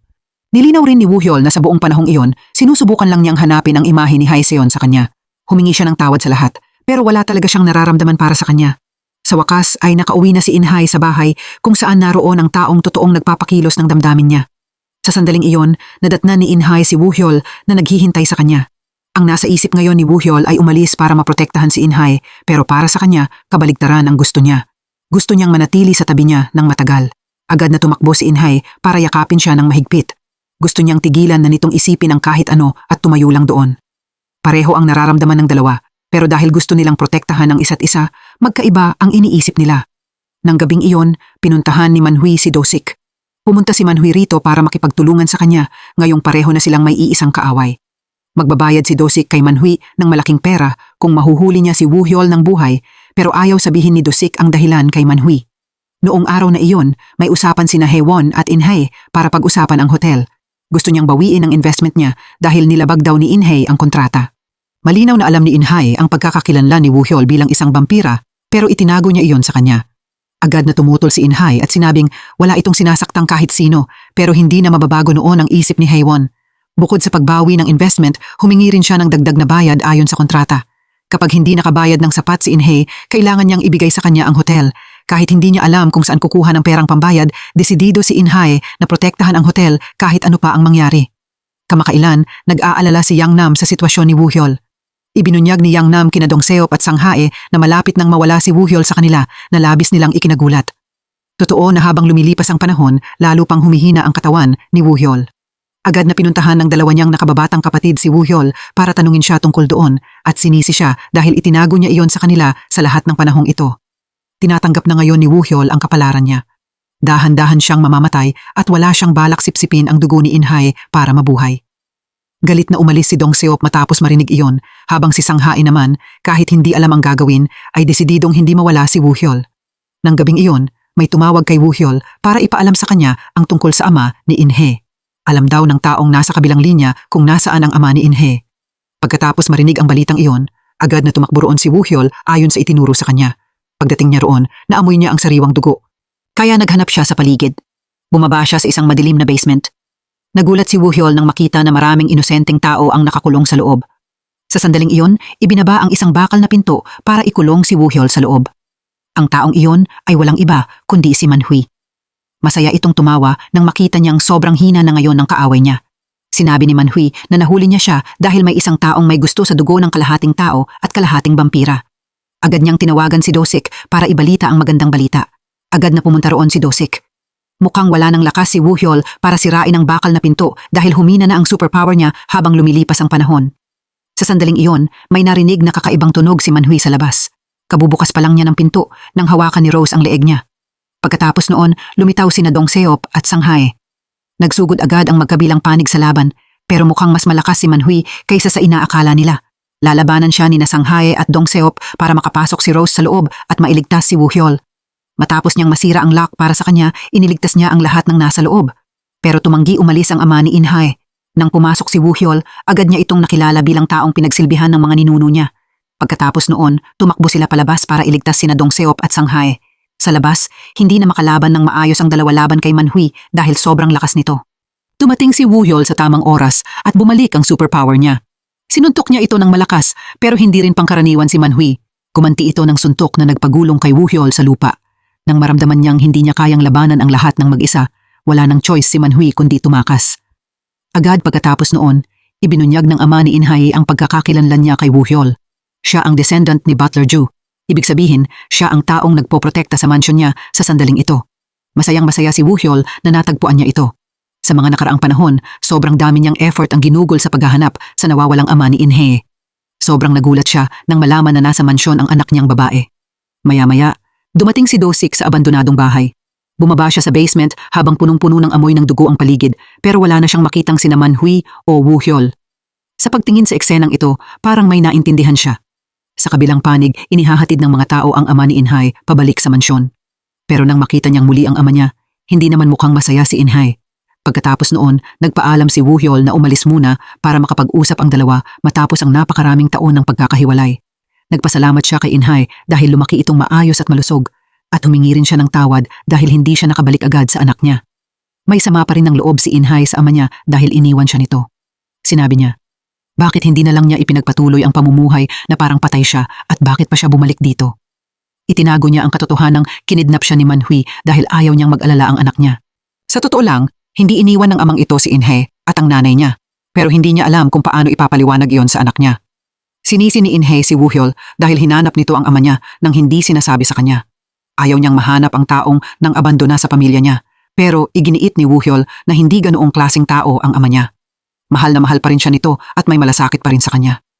Pinayuhan ni Woo Hyol si Inhe na patawarin ito, pero iniisip niyang sobrang huli na para gawin iyon. Kinabukasan ng umaga, ikinuwento ng ama ni Inhay kay Woo Hyol ang mga taon ng nakaraan na pinagdaanan niya. Lumabas na si Manhui pala ang lumapit sa kanya, maraming taon na ang nakalipas para bilhin ang villa na ito. Dahil sa tradisyon ng mga ninuno niyang protektahan ito sa bawat henerasyon, ayaw na ayaw niya itong ibenta.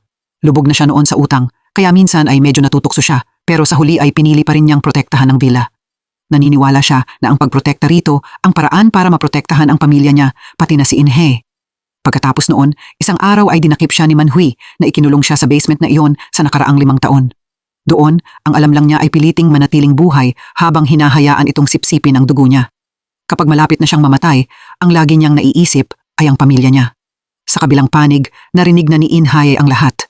Naramdaman niyang sa buong panahong ito ay mali pala ang pagsisi niya sa kawawa niyang ama.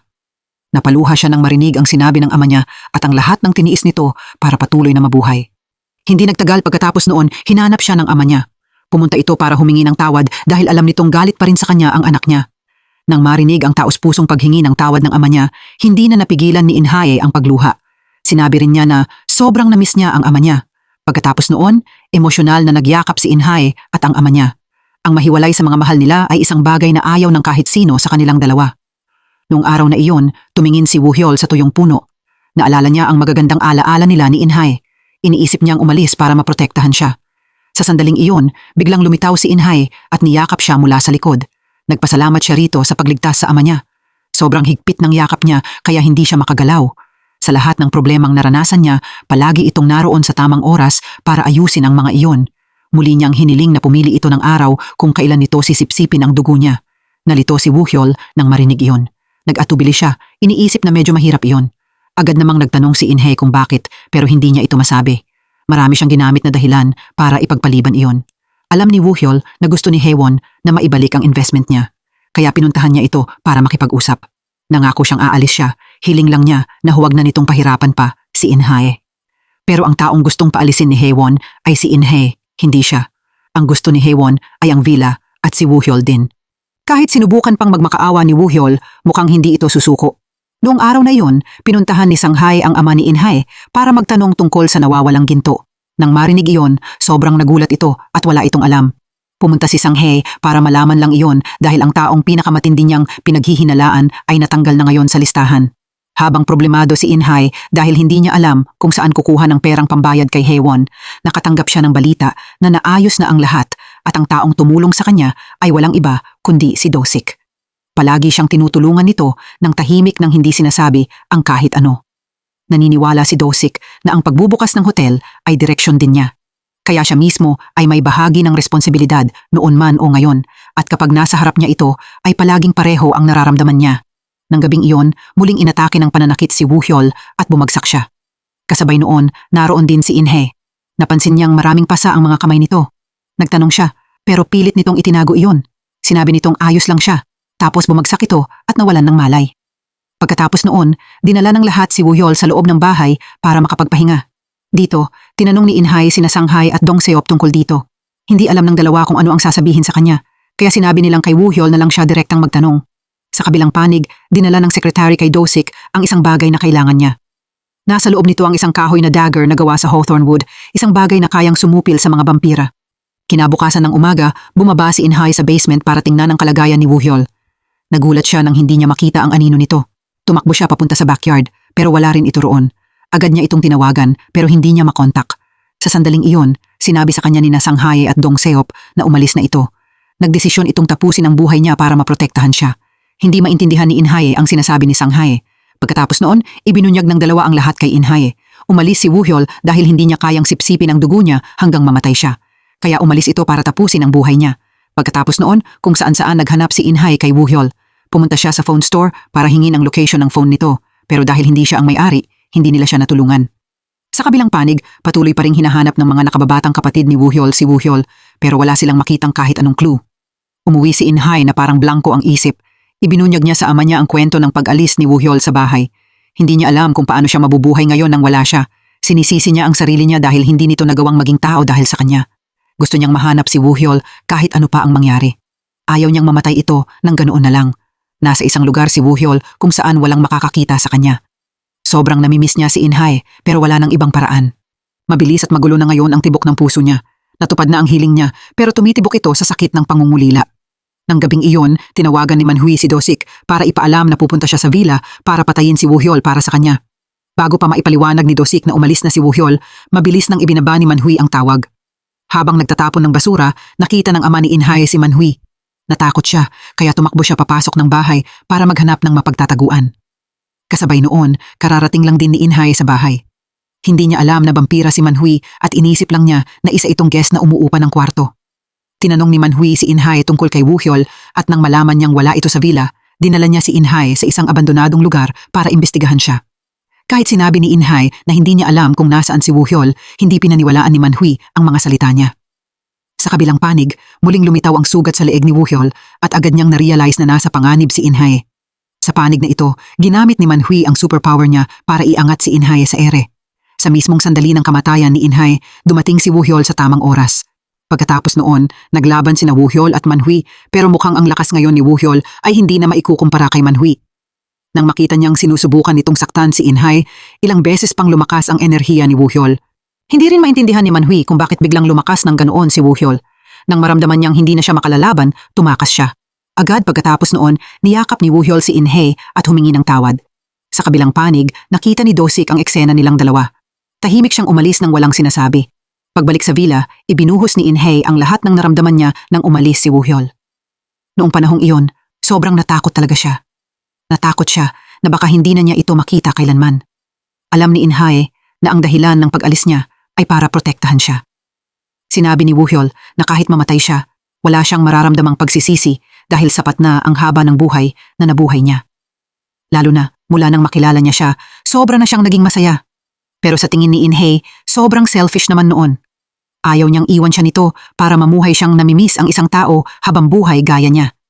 Kaya nangako si Woohyol na hindi na niya ito iiwan ulit kailanman. Pagkatapos noon, lumitaw ang ngiti sa labi ni Inhay. Sa kabilang panig, umupo si Dosik at naglabas ng sama ng loob sa sekretary niya. Ibinunyag niya sa sekretary ang lahat tungkol sa mga vampira, kay Woohyol at kay Inhay. Iniisip ni Dosik na sisipsipin ni Woohyol ang dugo ni Inhay hanggang sa mamatay ito para mapanatili niya ang buhay niya. Napagpasyahan ni Dosik na parang oras na para tapusin niya ito. Hindi maintindihan ng sekretary ang nakatagong ibig sabihin noon. Nang gabing iyon, nakipagkita si Dosik kay Woohyol sa isang abandonadong warehouse. Sinisi niya ito sa mga nangyari noong nakaraan. Mula nang lumitaw siya, sobrang naapektuhan na ang buhay ni Inhay. Muntik na itong mamatay ng maraming beses dahil sa kanya. Ayaw na ni Dosik na muli pa niyang pahirapan si Inhay. Tinanong din ni Dosik si Woohyol na bilang isang vampira, ano ba ang magagawa niya para sa kanya? Hindi masagot ni Woohyol ang mahirap na tanong na iyon. Inamin niyang wala siyang maitutulong kay Inhay. Agad naglabas si Dosik ng kutsilyong gawa sa hawthorn wood at ibinigay iyon kay Woohyol. Gusto ni Dosik na tapusin niya ang sarili niyang buhay. Iyon ang pinakamagandang bagay na magagawa niya para kay Inhay. Sobrang nagulat si Woohyol sa ginawa ni Dosik. Ayaw pa rin niyang mamatay dahil sa pangakong binitawan niya noon kay Inhay. Malamig na tumalikod si Woohyol at naglakad palayo. Agad inilabas ni Dosik ang kutsilyo na may balak tapusin ang buhay ni Woohyol. Sa sandaling iyon, sumilip si Inhay mula sa kung saan. Mabilis na itinago ni Dosik ang kutsilyo sa katawan niya para hindi siya mag-alala. Nagsinungaling si Woohyol na pumunta siya rito para pag-usapan ang business ng hotel kasama si Dosik. Pagkatapos noon, hinila ni Inhay ang kamay ni Woohyol at umalis sila. Noong umagang iyon, nakatanggap ng tawag si Haewon mula kay Manhui. Alam nito na wala pa rin siyang balak bitawan ang villa na iyon. At alam din nito na si Haewon ang nagpakalat ng chismis sa mga tao sa paligid na may vampira sa villa. Pero hindi iyon gaanong pinapansin ni Manhui. Ang gusto niyang sabihin sa kanya ay malapit nang mamatay si Woohyol. Pumunta si Woohyol sa butcher shop kaya nataranta ang lahat dahil kumalat na saan man ang chismis na isa siyang vampira. Hindi siya pumunta rito para itanggi iyon. Ibinunyag niya na malapit na siyang umalis sa villa kaya gusto niyang huwag masyadong mag-alala ang lahat. Umaasa siyang hindi nila pahihirapan ang iba sa villa dahil sa pagkakakilanlan niya. Sa kabilang panig, pumunta si Haewon sa villa matapos niyang malaman ang sitwasyon ni Woohyol pero wala siya sa bahay sa oras na iyon. Tinanong ni Haewon si Inhay kung totoo bang malapit nang mamatay si Woohyol. Hindi iyon itinanggi ni Inhay at nanahimik lang. Galit na sinabi ni Haewon na si Inhay ang dahilan ng lahat pero agad iyong itinanggi ni Inhay. Sinabi niya na si Haewon ang nagpapahirap kay Woohyol dahil sinusubukan niyang gawin ang lahat para maagaw ang villa na ito, ang tanging bagay na mayroon siya. Lumabas si Haewon at nakasalubong si Woohyol. Alam niya na kailangan nitong inumin ang dugo ni Inhay para mabuhay, kaya pinayuhan niya itong magpatuloy na mabuhay kahit ano pa ang mangyari, kahit inumin pa ang dugo ni Inhay para maging tao. Ngumiti lang si Woohyol sa mga salitang iyon dahil hinding-hindi iyon mangyayari. Hindi nagtagal, nagkita sina Dosik at Haewon. Nagtalo ang dalawa. Ang isa ay gustong protektahan si Inhay at ang isa naman ay gustong protektahan si Woohyol. Wala pa ring balak si Haewon na sumuko kay Woohyol. Gagamitin niya ang nararamdaman ni Woohyol kahit ano pa ang kapalit. Sa sandaling iyon, hindi inaasahang lumitaw si Manhui. Pumunta siya rito para singilin si Haewon ng pera para sa impormasyong ibinigay niya rito. Ibinunyag din ni Manhui kay Haewon na gusto ni Dosik na kunin ang dugo ni Woohyol na ikinagulat niya. Nagalit si Manhui dahil parehong trinaydor siya ng dalawa. Sinisi niya sila sa pagpapagulo ng lahat. Nabunyag na rin ang pagkakakilanlan niya bilang isang vampira. Hinawakan niya ang leeg ni Haewon at inilabas ang dalawa niyang matutulis na pangil. Sobrang natakot si Haewon nang makita iyon. Agad siyang sinaksak ni Dosik gamit ang hawthorn knife. Dahil sa saksak na iyon, bumagsak siya. Pagkatapos, dahan-dahang naglaho ang katawan niya sa hangin. Bago umalis, iniwan ni Woo-hyol ang lahat ng nasa basement sa dalawa niyang nakababatang kapatid. Nagpasalamat siya sa kanila dahil hindi siya iniwan ng mga ito sa kahit anong sitwasyon. Tinanggap ni na Sang-hae at Dong Seop ang regalo sa mga kamay nila, pero hindi man lang masaya ang mga mukha nila dahil malapit na nilang mawala ang pinakamamahal nilang kapatid. Sa sandaling iyon, nakatanggap si Woo-hyol ng tawag mula kay Haewon. Sinabi niya na naghahanda na siyang lumipat papuntang Amerika. Tinanggap na niyang bitawan ang isang taong hindi naman para sa kanya. At kasabay noon, ibinunyag niya na gusto ni Do-sik na kunin ang dugo niya para pagalingin ang sakit nito. Pinayuhan niya itong maging mas maingat kay Do-sik. Nang marinig iyon, sobrang nagulat si Woo-hyol at agad siyang pumunta kay Do-sik para tanungin siya tungkol doon. Tahimik lang si Do-sik at wala rin itong itinanggi. Nang gabing iyon, habang nakaupo si Woo-hyol at nakatingin sa buwan, lumitaw si Yang Nam. Pumunta siya rito para magpaalam sa kanya sa huling pagkakataon. Nagpasalamat si Woo-hyol sa kanya dahil sa kanya nakarating siya rito. Kapalit noon, nagpasalamat din siya kay Woo-hyol dahil dito nalaman niyang may ganoong kagandang pag-ibig pala sa mundong ito. Habang lumilipas ang oras, lalo pang nanghihina ang katawan niya. Pero kapag nakikita niya si In-hae, agad niyang itinatago ang sakit. Palagi siyang mukhang masaya sa tuwing kaharap niya ito. Bago siya umalis sa mundong ito, may isang bagay siyang gustong gawin kasama si In-hae at iyon ay ang maglakbay silang dalawa. Kinabukasan, naghanda ang dalawa ng lahat para umalis. Bago umalis, muling binati ni Woo-hyol sina Sang-hae at Dong Seop. Hindi mapigilan ng dalawa ang luhang nasa gilid ng mga mata nila. Ang sandaling ito ay parang huling beses na nilang makikita si Woo-hyol. Umaasa rin siya na aalagaan ng dalawa si In-hae kapag hindi na siya bumalik. Nagyakapan ng tatlo ng punong-puno ng emosyon. Dinala ni Woo-hyol si In-hae sa isang magandang beach. Gusto niyang doon kasama siya sa huling sandali niya. Naglakad ang dalawa ng magkahawak kamay sa tabing dagat. Inosenteng sinabi ni In-hae na sa susunod ay pumunta naman sila sa bundok. Gusto niyang sumakay kasama siya sa cable car paakyat ng bundok. Gusto niyang mag-travel abroad kasama siya. At marami pa siyang gustong gawin kasama siya. Pero hindi niya alam kung may susunod pa bang pagkakataon dahil ngayon ang huling araw niya kasama siya. Nagpasalamat siya kay In-hae dahil ginising siya nito at tinulungan siyang malaman kung ano ang pag-ibig. Nalaman niya kung ano ang pakiramdam ng pusong tumitibok ng magulo.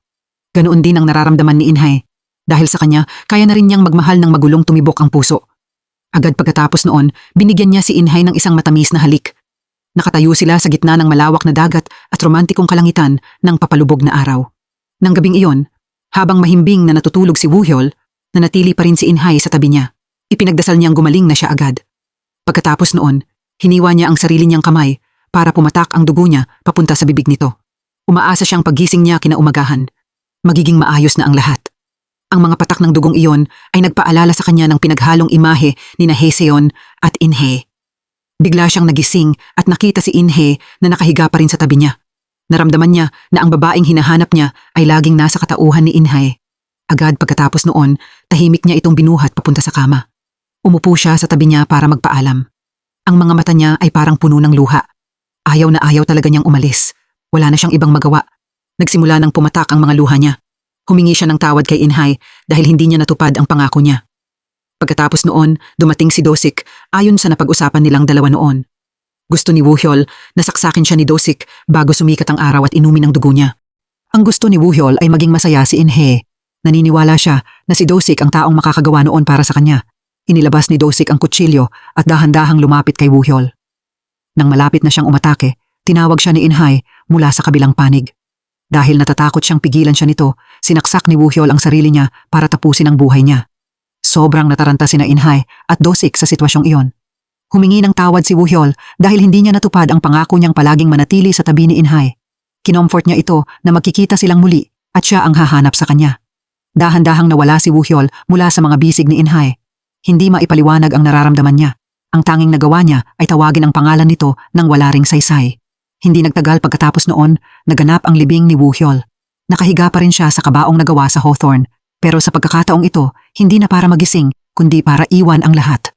Makalipas ang maraming araw, pumunta si Yang Nam kay In-hae. Pumunta siya dahil may ipinapadala si Woo-hyol para sa kanya. Sa loob ng maleta ay napakaraming gold bars.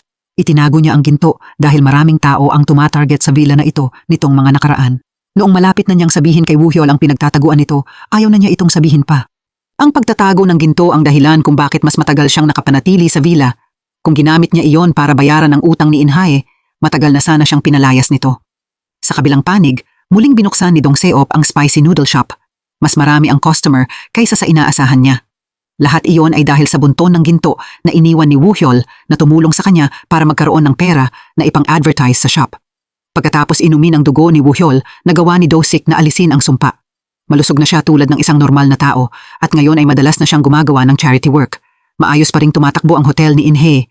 Mas lalo pang dumarami ang bilang ng mga guest kaysa noon. Pero ang pangungulila kay Woo-hyol ay hindi kailanman nawala sa puso niya. Sa tuwing tinitingnan niya ang tuyong punong iyon, madalas pa ring pumunta si In-hye sa kwarto ni Woo-hyol. Ang lahat ng gamit dito ay maayos at malinis na parang nakatira pa rin siya rito. Lumabas si In-hye mula sa basement. Nakita niya ang anyo ni Woo-hyol sa isang pamilyar na lugar. Hindi siya nawala dahil nabubuhay siya sa isip niya. 2 beses namamatay ang bawat tao sa buhay nila. Una ay kapag tumigil sa pagtibok ang puso nila at pangalawa ay kapag wala nang nakakaalala sa kanila.